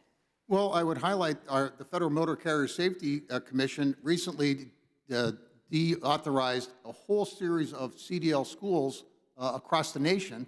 I think it was their recognition that some folks that the Federal Motor Carrier folks had authorized to do CDL training were failing miserably in that regard. So I'm thankful that the Federal Motor Carrier folks decertified a whole series of CDL driver schools across the nation. When it comes to Pennsylvania's issuance of CDLs to non-domiciled folks, when that was happening, and it's been suspended as a result of our federal partners' action last fall, we issued in the past non-domiciled CDLs to folks who were eligible based on the documentation that we kept. In fact, we went beyond the federal requirement and kept copies of all of their immigration documents, even though the federal rules do not require us to do so. And then we ran that individual through the Department of Homeland Security SAVE system and only issued the CDL after the SAVE system gave the green light to issue it. So when it comes to CDL, Representative, a federal law with significant federal oversight by both Federal Motor Carrier and Department of Homeland Security, and I'm proud of the work that PennDOT has done in compliance with federal and state law. And the incident that you're highlighting, I'm not familiar with the driver, whether he was licensed in Pennsylvania or some other state. But when it comes to the issuance of the driver's license, we take the responsibility seriously and comply in every way with federal and state law. I want to switch to a different topic, and I would love to do a deeper dive into the first topic, but I only have 5 minutes. Secretary, I want to start with a simple principle. When it comes to government contracts, personal characteristics should never enter the equation. Whether someone is gay or straight, male or female, from any specific racial background, none of that has anything to do with somebody's ability to build a road, repair a bridge, or deliver a transportation project. What should matter is merit, qualifications, performance, and value for taxpayers. I was surprised last year to see PennDOT promoting a virtual lunch and learn, highlighting opportunities for LGBTQ-owned businesses through the Department of General Services Small Diverse Business Programs. PennDOT's an arm of the Commonwealth funded by taxpayers, and its job is to deliver infrastructure, not to sort business owners into identity categories that have nothing to do with their ability to work. So with respect to that particular identification, can you clearly state today that sexual orientation plays absolutely no role in who wins a PennDOT contract? We comply with federal and state law in every case. That wasn't an answer to the question. It was. Can you clearly state that sexual orientation plays no role in a PennDOT contract? We comply with federal and state law in every case. I'll take that as a denial. Thank you. You can take it any way you'd like. Thank the gentlelady. Representative Khan. Thank you, Mr. Chairman. Thank you, Secretary Carroll. Thanks for the great work that you do in the Commonwealth. Thank you for the great work your staff does in the Commonwealth. We appreciate it. I want to ask you a question about public transit. In the last couple years, we've sent 6 bills over to the Senate to fund public transit here in the Commonwealth, and we're still waiting for those bills to come back. People in my district take public transit to go to the doctor's office, to go to school, to go shopping. And for businesses, they rely on public transit for the employees to get to work. Yet, we have not been able to get increased funding for transit past the Senate. Can you tell our chamber why it's so important that we appropriately fund public transit here in the Commonwealth, from your standpoint?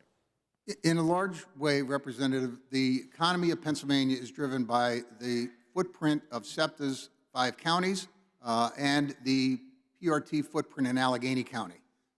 The economic activity of those 6 counties constitutes almost 50% of the entire state's economy. I think Sullivan County is a beautiful, wonderful county in north central Pennsylvania with their 3,500 people. But the economy of Pennsylvania is driven by those 6 counties that I just mentioned.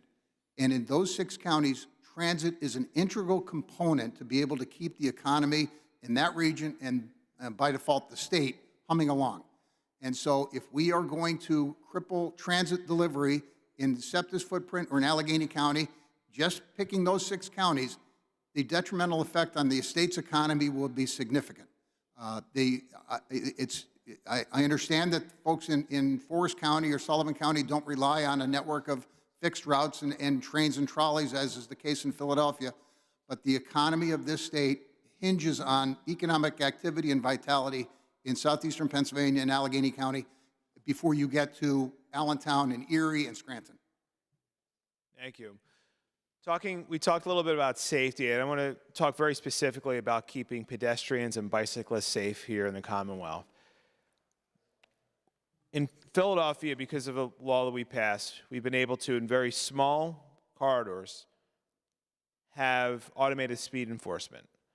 So this allows law enforcement to focus on important things, but not having to sit there with a radar gun to make sure that people are driving safely, protecting drivers. We saw recently a high-profile case of the Gaudreau brothers that were killed by someone who was intoxicated but was also speeding.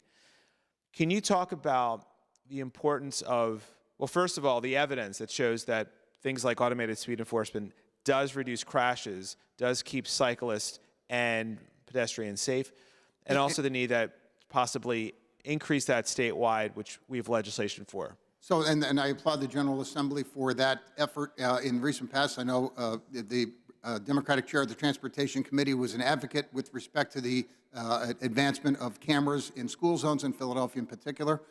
When it comes to red light cameras, speed cameras, work zone cameras, all of them enhance safety and provide a level of safety for vulnerable highway users, whether those are folks that are walking on bicycles or wearing a hard hat and a vest.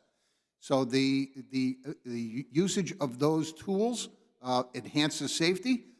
The expansion of those opportunities to other regions in Philadelphia and across the state have worked and continue to work. And I think that when looking to the forward horizon, additional opportunities with respect to those types of technologies will help advance safety. And I would offer that your suggestion that the police officer holding the radar wouldn't apply, since we don't have radar for local police in Pennsylvania. Thank you. Finally, talking about cyclists specifically, we saw recently in Philadelphia the death of a pediatrician, Barbara Freitas, who was riding her bike and was hit by a car who came into the bike lane and killed her. In Philadelphia, we're looking at park and protected bike lanes. This isn't something that is allowed statewide. Can you talk about the importance of legislation like park and protected bike lanes statewide? So we're supportive of legislation to speak to protected bike lanes. I know that this has been back and forth in the General Assembly over a few terms. I'm going to remain hopeful that there can be a legislative accommodation that would get us further down the path with protected bike lanes sometime this session. Thank you, Mr. Secretary. Thank you, Mr. Chairman. Thank the gentleman. Representative Mako. Thank you, Mr. Chairman and Mr. Secretary, for being here. It's always good to see you back in the chamber. Shameless plug for PennDOT 5, the Main Street in Northampton from Cherryville to 329, just to get that done. I'm taking a lot of heat in the last few weeks from constituents getting petitions, but had to get that out of the way. Doing my due diligence. Noted. I'm going to circle back to something that we've talked about, and I know we've met, and I believe we're making some progress on this with air mobility sites, trying to cut down on congestion on our infrastructure. Can you speak a little bit about where we are since we last talked about air mobility sites? So the Johnstown Airport was the first awarded the designation. That was a requirement, as I recall, in Act 45. Thank you, Meredith. So there are 4 additional opportunities for advanced aviation, and we, sometime in the very near future, will open that window for airports to make application to be considered for one of the remaining 4 slots. There's a lot of excitement in this space, Representative, as you know, and aviation technologies and advancements there, whether it's the whole series of opportunities there. Very exciting. Yeah, I am as well, and we should definitely sit down and talk. And I know it's been mentioned a number of times, especially the eastern side of Pennsylvania. We're a corridor for commerce. And, yep. Shifting gears in the same space, I guess, infrastructure improvement for airports. I know we mentioned earlier, I believe Meredith mentioned earlier, that we have $25 million for 119 airports.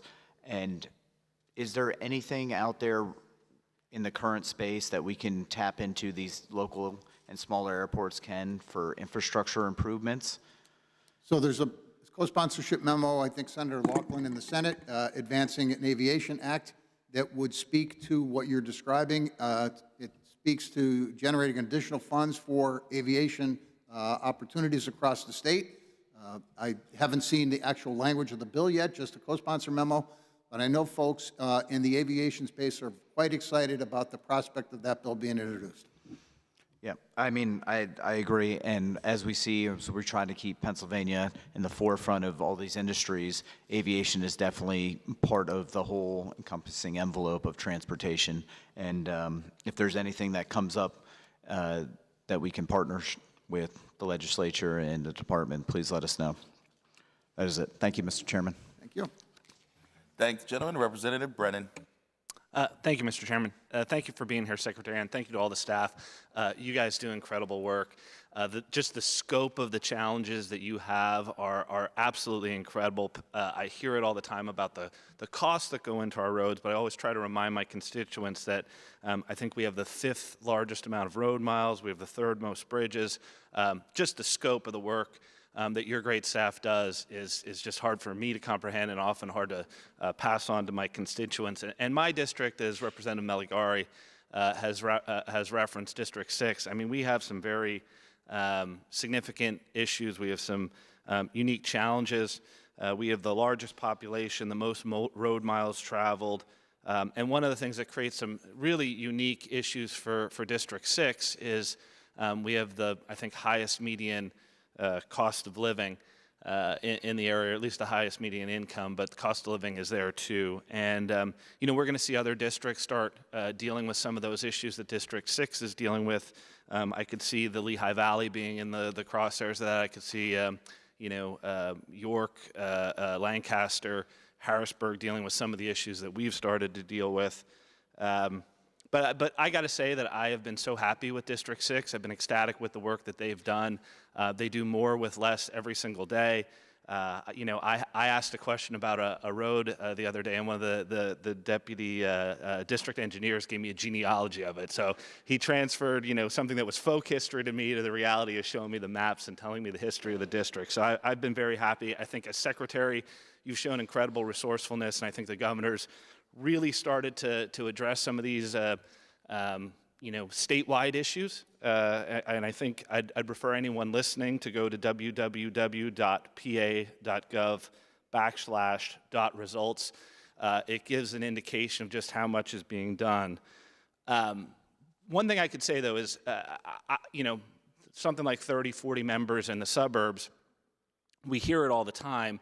I mean, Secretary, you were on the other side of that table sitting in our seats. I'm sure you heard it very frequently about maintenance, road maintenance, and what's being done, what's not being done, the pothole that exploded someone's tires. And the cost of living in District 6 has made it very difficult for us to have, and, you know, not just Bucks County, Chester County, and Bucks County sort of have some of the worst, Delco, Montgomery County, you know, these areas all have the same structural problem where, you know, we have a hard time getting out of 70% in our staffing rate. So, you know, and even when we start bringing people on, we're constantly losing them to the local municipalities that, you know, are able to price the market, and then they're pulling people away. So, I'm wondering, what's the department doing? We've heard hiring fairs. I feel like we need to take a different tool to this. I'm wondering, what's the department's plans to start dealing with some of these structural problems? Because then when we're also looking at, like, what are these big projects we're going to have to do if we're not maintaining the roads, we're going to have to start addressing them quicker. So just wondering what the department's looking to do. Well, you put your finger on a real challenge for us, and that is, staffing county maintenance offices in suburban Pennsylvania and Southeast PA is a real challenge. I know, and I thank you for your efforts, your personal efforts, and some of your colleagues from Southeast PA to partner with us in an effort to try and backfill some of those slots in Bucks and Chester and the other counties. We will continue our advocacy. This is blocking and tackling in so many ways. You have to go and recruit these folks, and you have to train them up and hope that they stay. The opportunities, the economic opportunities in your region present challenges that may not exist in other regions of the state. So there's no magic wand here, Representative. It really is blocking and tackling, and we'll continue to do that, and we're eager to have your support.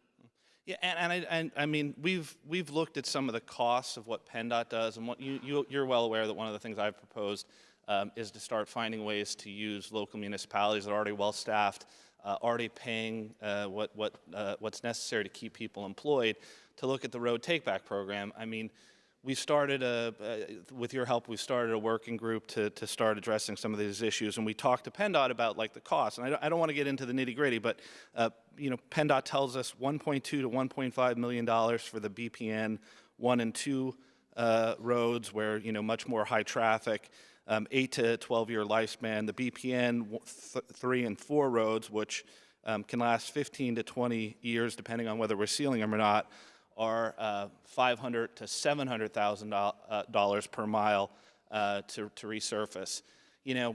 We know, I mean, we don't even have to look at the individual statistics, and I'm not asking for a comment on that, but we know the municipalities can do it at a better cost if in that local area. So I encourage the department to consider prioritizing these local maintenance folks with the road take-back program, and I just wonder if there's any comments the department has on that, or any limitations that you have for that program. Happy to have a discussion about additional funds into the turn-back program. It's a worthy conversation. Yeah. And it could save millions of dollars every year for your budget, which maybe can go to help some other region. Thank you. Thank the gentleman. Representative Brown.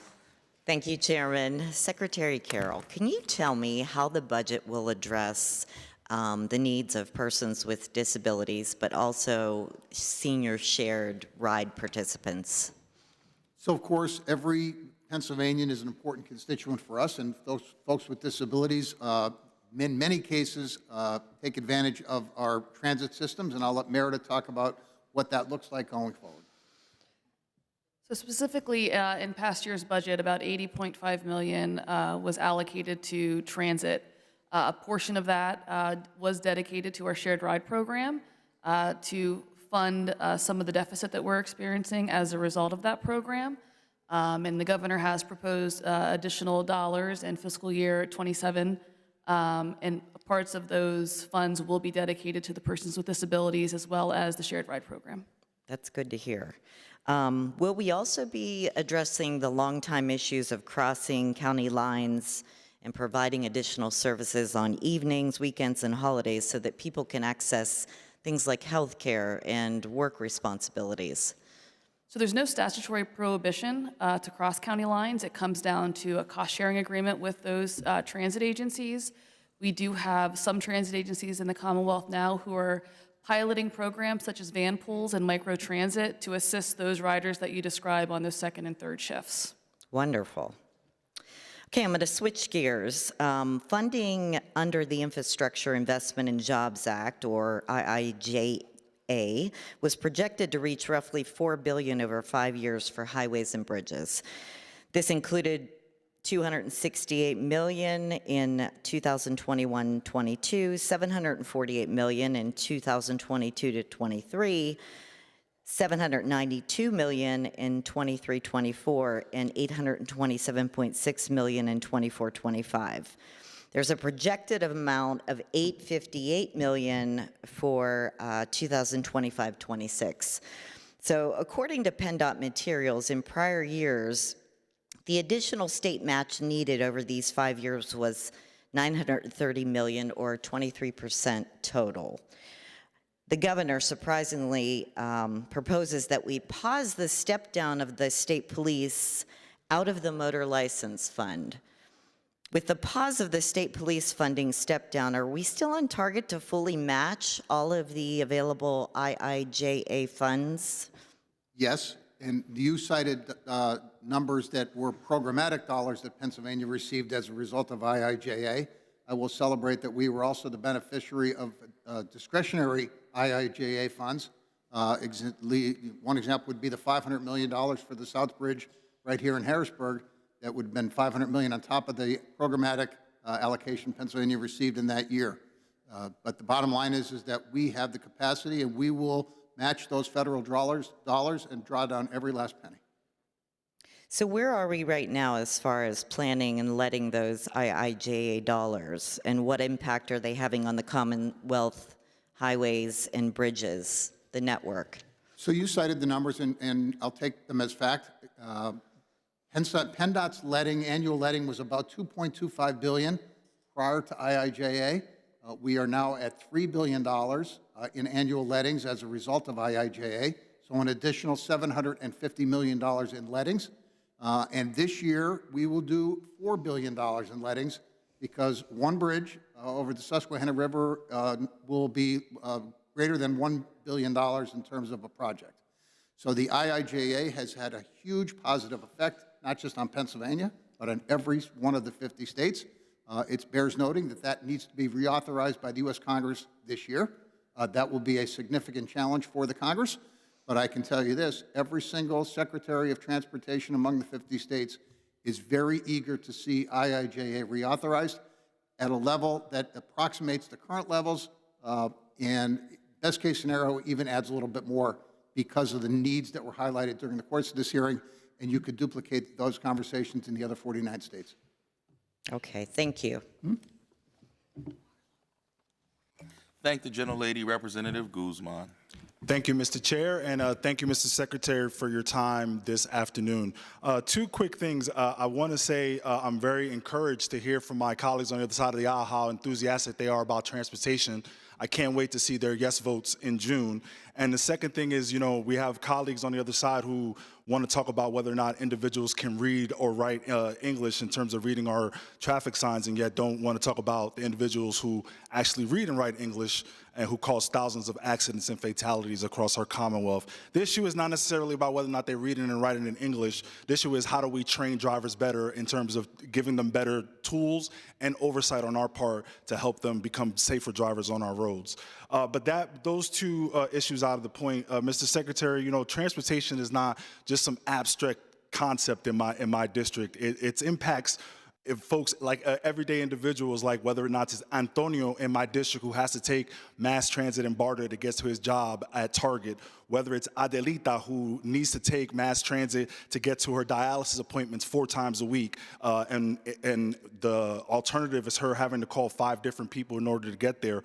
And or finally, whether it's Juan, who is a truck driver who has to drive on roads all across our Commonwealth and making sure that those roads are up to par and safe as well. And so I'd like to specifically talk about mass transit. I know we talked a lot about that here today, but I'd like to talk about the worst case scenario. What happens if this body refuses to pass an increase to the sales and use tax and helps transportation industries, agencies like BARTA and the South Central Transit Agency and all the other ones across the Commonwealth in all 67 counties? What will happen day one if we do not pass an increase to that sales and use tax to help those transit agencies? Just to clarify, it's an additional carve-out of the existing sales tax. Thank you. So it's a 1.75% additional carve-out that takes us to roughly 6% of the sales tax revenue collected for transit. The governor's proposal currently before the General Assembly would have an effective date of June of 2027. Correct. For the carve-out. And so I will remain optimistic that between now and then, the General Assembly will reach a consensus relative to transit funding. I can't quantify what would happen if that were to fail, other than to say that it would have a significant detrimental effect on the state's economy, especially as it relates to the urban centers, whether it's SEPTA's footprint or PRT, or third-class city partners as well. And in your case, Reading, of course, would be important in that regard. Transit funding is as important as road and bridge funding. It is it's sort of the question of which of your children do you love the most? And the answer is both. So when it comes to funding for transportation, transit funding is as important as roads and bridges.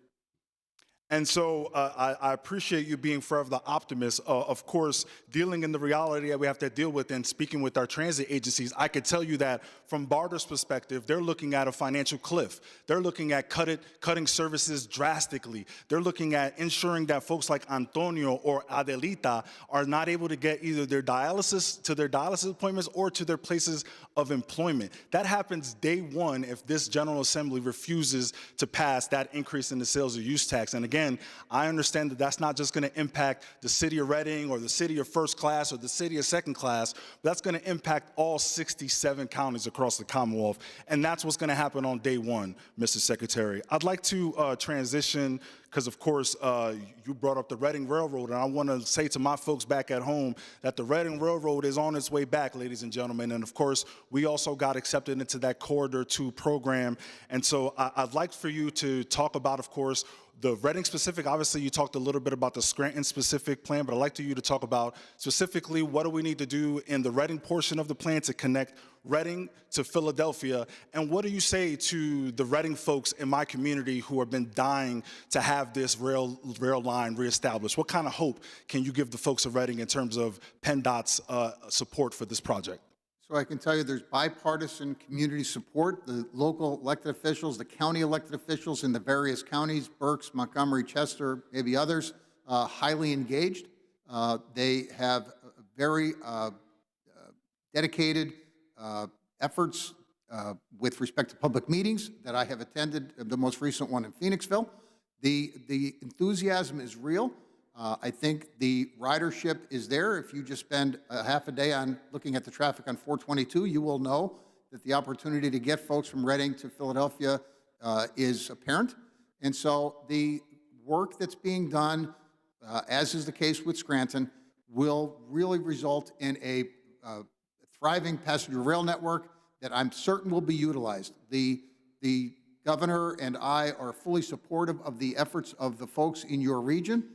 And I am to hang a lantern on the challenge, of course. You have a Class 1 railroad that manages the tracks in a large part between Reading and Philadelphia. Norfolk Southern has been a good partner with us with respect to delivery of the second Pennsylvanian, and I'm going to remain optimistic that Norfolk Southern will be an equally good partner when it comes to passenger rail from Reading. Well, thank you, Mr. Secretary. Reading is ready. Thank you. Thank the gentleman. Representative Mustello. Thank you, Mr. Chairman. Good afternoon, Secretary Carroll. During the governor's first budget address, we heard him talk about the stepping down the state police's reliance on the motor licensing fund. And it was supposed to have happened over a 5-year period, starting out at the $500 million, dropping it down. And that was in 23-24. So here we are in 26, 27, 28. It was supposed to zero out at that time. And when I was new coming into the House of Representatives, it was my second term. I had served on the Transportation Committee. And I remember the minority chairman of that Transportation Committee mentioning a time or two of removing those funds, the motor licensing funds from the state police, setting it to the general fund.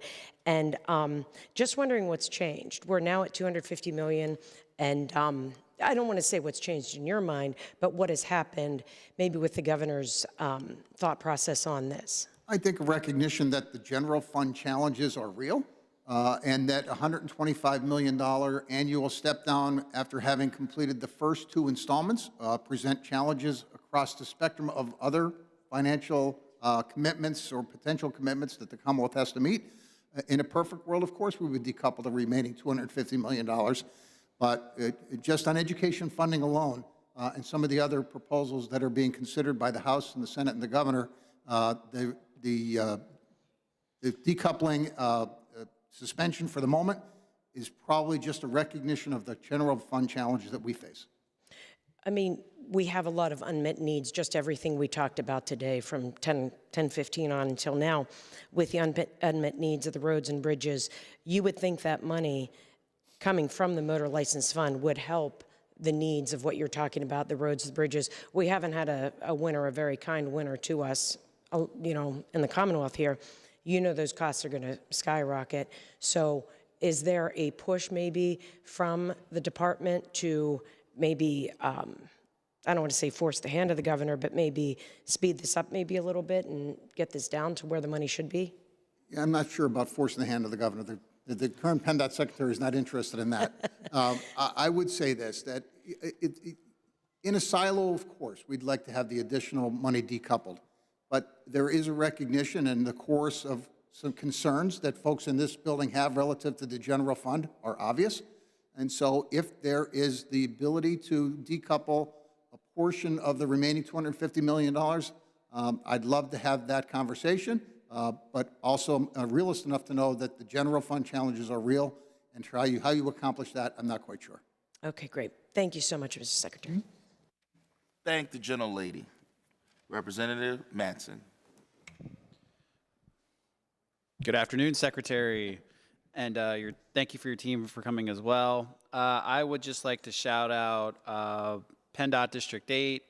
They've been fantastic to work with, and they work closely with my constituent services aides and do a lot of great work for the constituents in the 104th Legislative District. So thank you for your partnership there. And I'm happy to still say that the I-83 South Bridge is still no longer going to be tolled. So that's exciting for commuters in the region. But my question is actually just to piggyback off I-83 South. Causing a lot of, any kind of progress always comes with some hiccups, but could we get just a brief update on I-83 South and how the project is going and any potential disruptions constituents or folks in the region should be aware of? So you're shorthanded a little bit here. I mean, the I-83 project is a multi-year, multi-phase project. The next phase is the construction of the bridge over the Susquehanna River. We will let that project this year. The estimated cost is north of $1 billion, and that will unfold. You see some of the activity on the Dauphin County side of the river in anticipation of the work that's to come as we continue with the current construction phase of 83 in the Harrisburg region. So I'm happy to get you a more detailed explanation after this hearing with respect to 83 current construction and forward horizon construction, even beyond the Susquehanna River Bridge. The improvements on 83 and the Union Deposit area, Colonial Park, are spectacular in my view. It has made that roadway much more safe with the added capacity, and I expect the same level of success with the current 83 project and then ultimately the bridge over the river. Very good, thank you. Pivoting to another question, so my office does a lot of work with returning citizens, and one thing that has come up often is when somebody offends, but it doesn't really have to do with driving a vehicle inebriated or anything like that, but then they still struggle with a suspended license or not getting their license. A couple of constituents have reached out to me to work on legislation to address that. I guess any comments on those that if their offense had nothing to do with driver's license, suspending those license. As you know, this region, we don't have a lot of mass transit. So if folks don't get a driver's license or struggle with that, they have a tough time getting to work. Yeah, I'll have to learn more, Rep, about what you're describing. There was recent, in the last few years, decoupling of driver's license suspensions from non-driver offenses. Think in terms of underage drinking, not involving a vehicle, drug offenses. In a lot of cases, those resulted in driver's license suspensions. They've all been rescinded as a result of changes in the law, both retroactive and proactive. So I'm not quite sure what your reference is in terms of a non-driver offense resulting in a suspension, but happy to have a conversation offline. Yeah, we can sidebar there. Maybe I'll just forward along some of the questions I've gotten. Thank you. Thank you. Representative Nelson. Hello, Mr. Secretary. Looking forward to being able to have a conversation with you today. But before we get into the questions, I just wanted to give a shout out. District 12, I mean, I'm a Westmoreland County guy, and they're fantastic. We have a new executive director, Duda there, and Rob Dean, Dave Forkey, just really great guys that are honest, reliable, responsive. I mean, you have really a dream team there in the Southwest, and we really appreciate them. They do a wonderful job. Rachel is a wonderful leader for District 12, and I value the work that she and her team do. Yeah. So I'd like to dig into two different areas for affordability. working family affordability. And the first one is in the frustrating space of emissions testing. Both the emissions program and listening to some of the service garages, the Biden administration had, I guess, prompted Pennsylvania to increase our minimum fees if a vehicle has a trouble light. The cost for a vehicle to pass that inspection used to be $150, and now it's all the way up to $450. Plus, I don't know if Pennsylvania did it or if the Biden administration, but like a senior can't bring their vehicle in early and get inspected and still receive the exemption if they're under 5,000 miles. Are there any thoughts to increase these fees more on people who have trouble lights? So a lot there to unpack. When it comes to auto emission inspections, this has been a ongoing challenge for the Commonwealth dating back to the early 90s. A whole series of things that you mentioned there. The 5,000-mile exemption, I think, still does apply. The $450 threshold for an exemption after you repair wasn't traced to the Biden administration. It predates Biden. The Commonwealth was not speedy with respect to the implementation to raise that fee to $450. That probably should have been done prior to when it was done 2 years ago. But, Representative, the auto emissions inspection program is a federally sanctioned program. Any change to the emission inspection program across the entire state would require a change in an opening of the state implementation plan, the SIP, and there have been a number of bills that have been considered by this chamber that came over from the Senate that may have resulted in an opening of the SIP and resulted in counties like Westmoreland having a more rigorous emission inspection program. Well, and thank you for mentioning that, because if we look at the air quality, which, it's been started in the 80s, since 1990, we've implemented this mandate, and the counties in the Southwest, all of them are exceeding the federal air quality standards. It's only Philadelphia that still has dirty air. Every other county, their air exceeds the federal. So would your office support an exemption to the emissions for counties that have, even for the last 5 years, demonstrated they've exceeded those federal standards? To do such a thing would require the opening of the SIP, and that brings with it tremendous risk for counties like Westmoreland. If the General Assembly were to enact such legislation that resulted in an opening of the SIP, then the question would fall to our federal partners in terms of what does the emission inspection program look like at that point. And I don't think it's fair to say that Philadelphia is the only problem child when it comes to air quality challenges in the entire state. Mr. Secretary, it's just factual. There's only 5 counties that don't apply, and they're all in the Southeast. And so then the rest of the state is paying $100 million more. I'm going to pivot to gas prices, because again, another area where Pennsylvania working families are paying so much more. Penn Live just today said we're in the top 5 highest gas tax. And I don't want to talk about gas tax because everybody gets nervous about bridge money. But I do want to talk about the summer fuels program.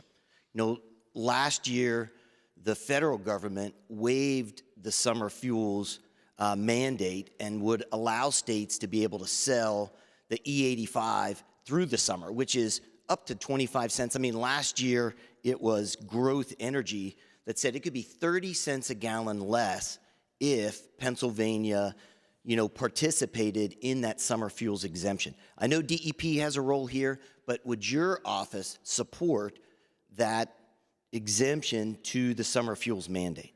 Happy to take a look at it again, but it is frustrating. Gasoline in Pennsylvania recently was $3.10 a gallon, and as a result of what's happening in Iran at this point, we're up to $3.50 a gallon. So Mr. Secretary, there are a lot of variables. There are a lot of variables when it comes to the price of gasoline. West Virginia, and Virginia are all over $1. This is the AAA's fuel rating. We are the highest gas tax in all of the Northeast, and $1 more than our neighbors that are, they're just across the border from us in the West. It is not fair to our working families. And I realize it's not just you. I just want to work with your office to get this summer fuels exemption and save people money every gallon. Happy to work with you. Thank you, sir. Thank the gentleman. Representative Bellman. Thank you, Chair. Thank you all for being here. I want to talk a little bit about supplemental funding currently available for county-owned bridges. Act 98 of 2013 created a supplemental funding program of about $5 million annually available to counties to maintain county-owned bridges. Unfortunately, 157 bridges owned by Philadelphia are ineligible for the funding because it's considered classified under city-owned bridges and not county-owned bridges. As you know, Philadelphia is a unique place because in 1954, both the city of Philadelphia and the county of Philadelphia have been the same entity. I introduced legislation, House Bill 2214, to make Philadelphia bridges eligible for the funding. And according to information provided by PennDOT last session, the cost would be about $1.7 million a year. So my question is, how do you think we can address the problem so that bridges owned by Philadelphia aren't being left out of this current funding? Is there anything that PennDOT can work with us with to make sure that the General Assembly addresses this issue? So I'm aware that the PennDOT's Chief Counsel's Office has been contacted by an attorney, I assume in the city attorney's office, relative to this subject, and that a meeting is being scheduled to try and revisit this conversation. This is going to be a conversation relative to carving up an existing pie in more ways. It's not lost on me that the city of Philadelphia is also the county of Philadelphia, and so I think there's some obvious fairness issues when it comes to how Philadelphia is being treated here in an unfair way. How we reconcile that, considering the limited amount of dollars that are available for all of these county bridges, probably begs a larger conversation of relative to how much money we put into an effort to work with our county partners to make sure that their bridges are safe. All right, thank you. I look forward to having that conversation. Thank you, and thank you, Chair. Thank the gentleman, Representative Curry. Thank you, Chair, and good afternoon, Secretary Carroll. Good to see you and your staff. I have a couple questions for you. The first one is really about District 6. I know they've been hearing from me a lot around some of the things that are going on in our area, and I just wanted to know if there was any policy in place that simply directed PennDOT to communicate with the municipalities and or the state offices when decisions are made around other utilities that have to shut down our roads. As you know, in the 164th Legislative District, most of my district is surrounded by state roads. So we have no real choice when these things happen. And so we just had a situation just recently. We got a week's notice. It was a shutdown that was going to impact our community significantly. And me and the other rep who live in that area, we kind of pushed back. But I know it put kind of a push down onto the utility company who needs to get the work done. So is there any kind of policy put in place that we need to know? Because, they come to our office when it's a state road issue, and so we have to navigate it. So each district, including District 6, has a municipal service representative that we will make sure that they're being as aggressive as they can be in terms of communication. When it comes to utility work in PennDOT's right-of-way, emergencies come, and there's not a lot that can be done with respect to planning such an event. And if a water main were to break under one of our roads, the likelihood is that there's not going to be tons of opportunity to coordinate how we deal with that. The utility will have to hire a contractor and go in and fix it. But we're happy to have our folks do a better job. Yeah, I appreciate this. This was not an emergency. This is maintenance work. And I would just encourage the department to really look at how the communication is coming down the line to the state offices, because we're the ones, and the municipality will say, oh, no, that's a state road. So I just wanted to bring that up. And my last question is, it is my understanding that in 1990, 69th Street from Market Street to Marshall Road was conveyed to Upper Darby Township through PennDOT's Turnback program. Over the past 36 years, that corridor has experienced a significant increase in traffic between the city of Philadelphia and Delaware County. Given the level of intercounty traffic using that roadway, do you believe that that section would be more appropriately managed as a PennDOT roadway? And what factors would PennDOT consider in evaluating whether a roadway previously turned back to a municipality should return to the state system? Wow. I understand the challenge for local governments when they accept one of PennDOT's roadways, but they do get a liquid fuel allocation as a result of that turnback. The local governments likely would say, well, that's not enough, and that it costs us more to maintain the road than the liquid fuel allocation that's received. But there had to be some benefit to the local government for taking that road in the first place. I don't know what occurred in 1990 that prompted the locals to take that road off of PennDOT's inventory. I'm happy to take a second look at that roadway. I'm not familiar with it off the top of my head. The dynamics relative to the increased traffic probably doesn't have a lot to say with respect to how the road would be treated if it were to be considered as a state highway again. And statutorily, I'm not sure that it would happen. It seems to me you'd have to run a bill to force the Commonwealth to take that one back from the local government. Is there a system, Secretary, that takes a look at the turn back after a certain amount of time, or once it's turned back, it just kind of stays there until the municipality has to request it again? Well, no, once it's turned back from the Commonwealth to the municipality, it's their road, as is the case with some counties that have county roads and bridges that turn those back to the local governments. That happens in some cases as well. So whoever the owner of the road or the bridge is the owner of the road or bridge until such time as they're not. So again, I'm not familiar with this one particular road. I understand the financial challenges for local governments, but there was a political decision made back in the day that resulted in them taking this road, and they were compensated appropriately as a result through time. Thank you for your time. Thank you, Chairman.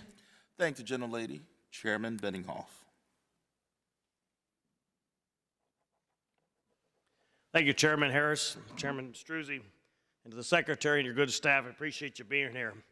I'm going to start where probably some might end, but I want to say thank you to your department for two things. One, the recent dealings with some of the heavy snowfall we had this year and trying to allow commerce to continue and our milk deliverers to be able to be out on the roads and still be safe. That was, in my opinion, an opportunity for government to kind of work together on a local level, and I just want to give a shout out because it did work pretty well. And to the motorists, a lot of you stayed home, so please heed these warnings. I think you guys do a good job doing that. Second of all, I also want to commend the department on placing more opportunities for truck drivers to have pull-off areas for safer driving and parking spaces.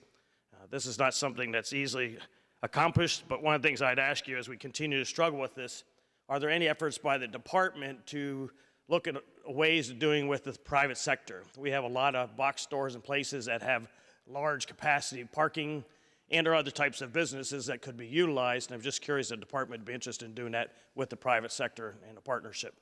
So we're considering additional truck parking options. I know that in some ways there's an ongoing concurrent conversation relative to zoning and warehouse development and making sure that there's additional truck parking opportunities there. The steps that we've taken to create 1,300 additional truck parking spots are a good first step. We will continue to advance opportunities for more truck parking on PennDOT right-of-way that may need some modest improvements, think tree clearing and some leveling. And we are always willing to engage with the private sector with respect to truck parking. And to be fair, the Turnpike doing their part as well with some of the projects they are advancing, namely Breezewood comes to mind. I thank you for that. As some of our listeners may not be aware, with us having a 322 north-south corridor and both the Turnpike and I-80, that's a lot of trucks coming in and out of Pennsylvania. Second, probably a little bit more complicated issue. Today, and it's most of the time, transportation seems to be circled around funding, whether plane, trains, or automobiles. But with that in mind, as I looked over your budget proposal for the upcoming fiscal year and try to get myself straight, I'm going to refer to my notes.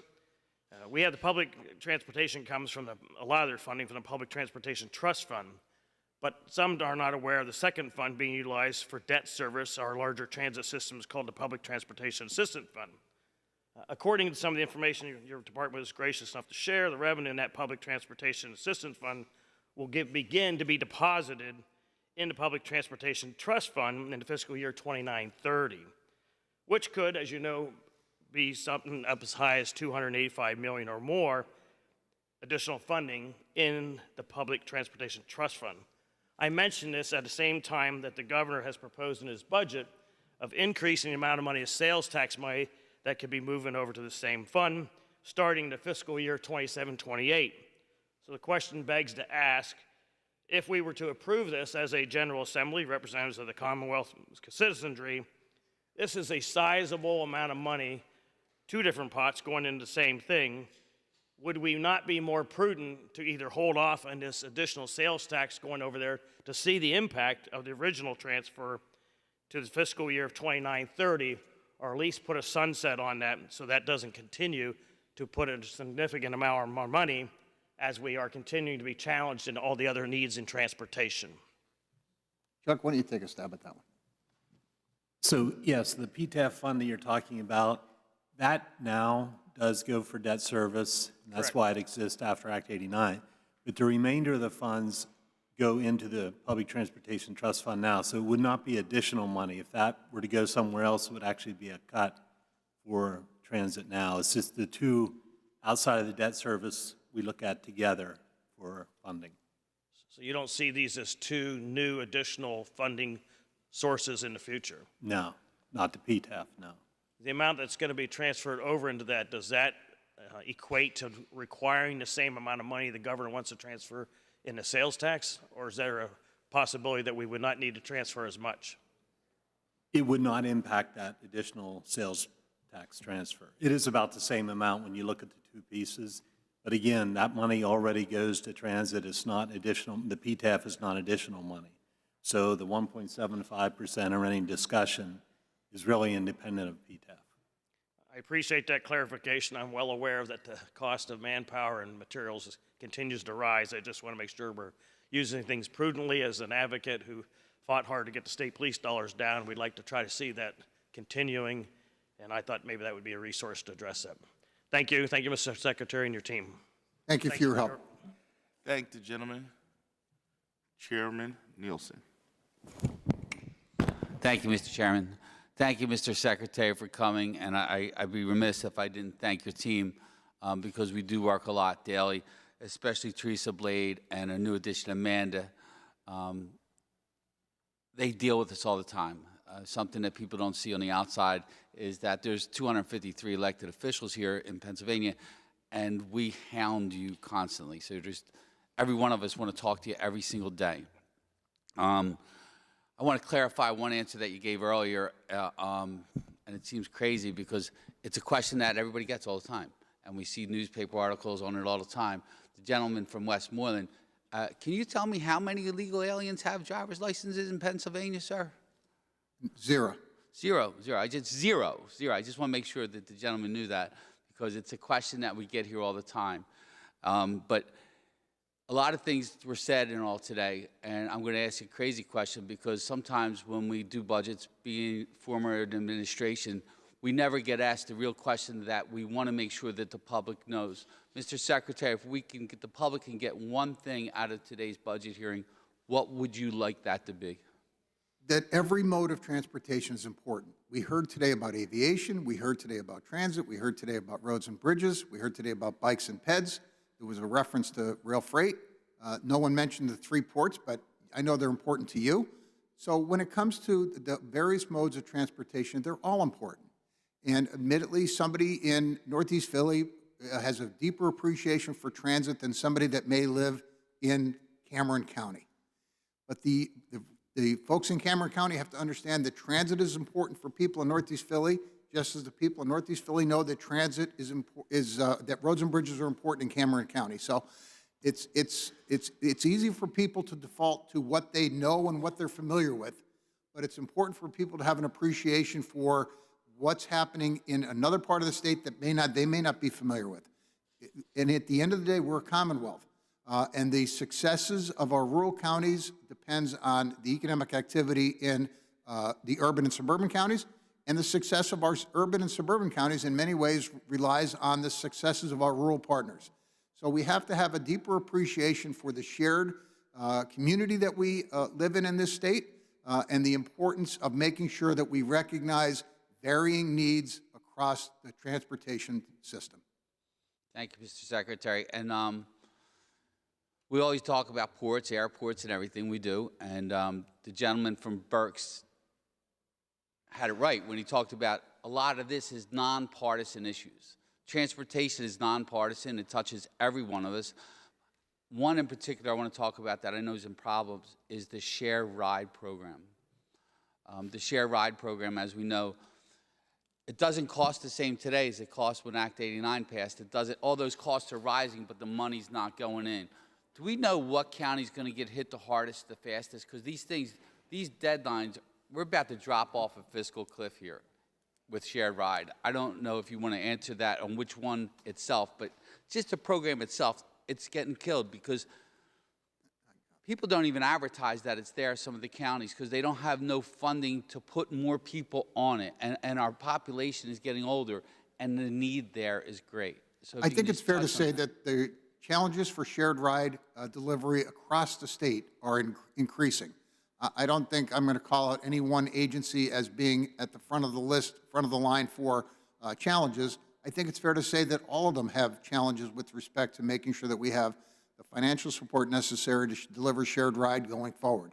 And it highlights the need for additional transit funding that the governor is advocating for, that I know that you have supported legislatively, and I hope that conversation continues in earnest. Last not least, it's getting springtime. Spring is here. We all turned our clocks over the weekend. And what the warm weather does to our roads and bridges and our highway system, the holes are going to start popping up. Can you talk about the investment that we've made in roads and bridges, just an overall picture of this is what we spend annually compared to what you did when you first started and took this position? So the winter, PennDOT does a rolling 5-year average in terms of how much money we allocate for winter services. We have gone far above the rolling 5-year average for how much was dedicated to winter services this year. That will have a negative effect on our summer maintenance program going forward, but our crews will be out immediately dealing with the potholes and the stresses that come with the freeze-thaw cycle that we have and the 44,000 miles of roadways across the state. Chairman, as you know. So the additional funds that came to PennDOT as a result of Act 89 and as a result of the IIJA are meaningful, and as well as the decoupling of the $250 million from the state police over the course of the governor's first 3 years. And we put all of that money to good use with respect to maintenance, improvements to PennDOT's fleet, which needed to be upgraded upon my service as secretary, and then the delivery of a letting program that this year will eclipse $4 billion. Last, I'd just like to say thank you to you, your team, and all the PennDOT employees that keep these roads up. I mean, they've had a really tough winter, and they made sure we all got across and made sure we got up here to Harrisburg safely. Thank you, Mr. Chairman. We have real heroes that wear hard hats and vests, Mr. Chairman, and not everybody that works for PennDOT dresses like I do. But the folks that wear hard hats and vests and steel-toed boots do a really good job. They work darn hard in every one of our 67 counties. Thank the gentleman. Chairman Struzzi. Thank you, Chairman Harris. Secretary Carroll, thank you and your team for being here today. I know we've covered a lot, and I couldn't agree with you more that all modes of transportation are important.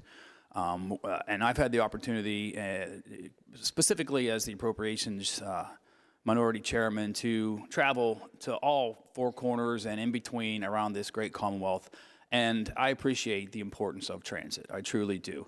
I appreciate the importance of infrastructure, roads and bridges, rails, airways, waterways, and we have it all here in Pennsylvania. And I think that's truly a blessing that we have those vast resources here. So I don't want to talk about the importance of transit funding. I want to talk about options. So the governor in last year's budget, and not in this current budget, but in the 27-28 budget, is proposing to increase The sales and use tax transfer to transit from 7.6% to 10.3%, roughly expected to generate about $320 million. You yourself mentioned the challenges we have with the general fund. That's why I have concerns with that, because that money has to come from somewhere. Right? It's not new revenue. That means that $320 million is coming from someone else's pocket, essentially. Whether it's property tax relief for senior citizens or funding other programs in the Commonwealth, that money is coming from somewhere. My question, though, is, we've had this debate about transit for a couple of years now, and I'm sure it'll be discussed in this budget and next year's budget. Do you look at other options? Are there other ways that we can fill this gap other than just the sales and use tax? Public-private partnerships, things like that. Does your department, your staff, look at these, working with the transit agencies to find other mechanisms to fund these gaps? Yes, I mean, the public-private partnership is an opportunity that might provide some modest revenue for transit agencies across the state. But at the end of the day, the governor's proposal it recognizes the need that exists when it comes to these additional dollars, and it would offer that there is the opportunity for additional revenue in the general fund with respect to just, for example, skill games. So it doesn't have to be simply a carve-out of the 1.75% with no other policy change. There are other policy changes that are on the table, that being one.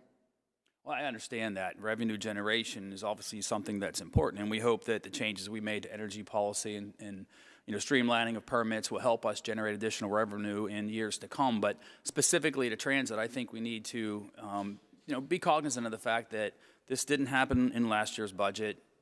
It's not a certainty in the future. We need to be looking at other options, not just the doom and gloom of what might happen if we don't have this specific source of funding. So I would just encourage a more maybe open-minded look at, how can we change maybe even the entire model of transit and how it's delivered, the services that are provided. I mean, I go back to, as I said earlier, my years at PennDOT. We had this discussion decades ago. And it's an ongoing thing every time there's a funding shortage. I just think maybe it's time to look at things differently and see if there are other models and ways to fund transit here in this Commonwealth. I want to shift real quick because it's important. I have some concerns with the declining liquid fuels for our local municipalities. They struggle, as you know, to patch potholes, do all the things that PennDOT does at a local level, and their funds are perhaps even more drastically reduced in the rural areas. So the high for liquid fuels distribution here in Pennsylvania in 2023 was $486 million, and that's funds that go out to our local municipalities to fix their local roads and bridges. It was $460 million just distributed last week. As far as liquid fuels allocations, and then the estimate for next year is going to be $455 million. So we're seeing a decline in liquid fuels. My question to you is, do we need to look at that formula again as far as distribution, understanding that these come from gas tax revenues and other monies like everything that funds transportation infrastructure? Is that something that you think we should be looking at? It's a reflection of the declining revenue on the motor fuel tax side. With electric vehicles and plug-ins and more economical internal combustion engine vehicles, whether or not a conversation relative to allocating additional dollars to liquid fuel allocation, it's going to come from somewhere, and how you reconcile that will be a significant policy challenge. And for folks that are concerned about the gasoline tax in Pennsylvania, that $470 million allocation to our local partners is somewhere in the neighborhood of 6 or 7 cents a gallon. So you have to reconcile the totality of what we do with the motor fuel tax regiment that we have. $250 million to the state police, there's 4 cents a gallon. $500 million to our local partners, there's 8 cents a gallon. So that's 12 cents a gallon right off the top from our 58 cents that PennDOT doesn't have access to. And so I understand the folks that have a concern about gasoline taxes. I don't think that PSATs or the Boroughs Association would embrace a conversation to do away with the liquid fuel allocation. How we enhance that policy challenge for real. I think that's a discussion we should have. And then lastly, I want to echo the comments of many of my colleagues applauding PennDOT's response during this very harsh winter. I give credit to the men and women that do wear the hard hats and the vests and go out there and plow the roads in the middle of the night when we're all sleeping. And I know, as I said earlier, there's going to be challenges moving forward, patching all those potholes and fixing all the damage that occurred over the winter. I want to give credit to the engineers at PennDOT. I think there's a lot of innovation, and I think as we continue to see the cost of delivering transportation projects increase, innovation and ways to save money, I think, are important. Streamlining the processes to deliver a project year after year, it gets more expensive, and the longer it takes to deliver a project, the more expensive it gets, as I'm sure all of you know. And so I continue to encourage innovation and ways to look at being more cost efficient, streamlining processes when and where we can within the department. So again, thank you all for being here, and thank you for the work that you do. Thank you. Thank the chairman. That's it. That was pretty painless. Glad to have our friends from PennDOT. I will echo and say that we are grateful for the work that PennDOT does every day and tending to roads, bridges, transportation, and whatnot all throughout the Commonwealth. Thank all of your staff for all of the help that they do with all of our constituents and constituent services. And so we're grateful for all of the work that you all do every single day. Thank you, Mr. Chairman. Thank you, Mr. Secretary, for being here with us and answering all of our committee's questions. And with that, we will end this budget hearing. As I stated earlier, we will not have the afternoon hearing with the State Police today. That will be moved to Wednesday. And so we will return to the chamber tomorrow at 10 a.m. for the Department of Revenue that will be here with us for our budget hearing. With that, this budget hearing is adjourned.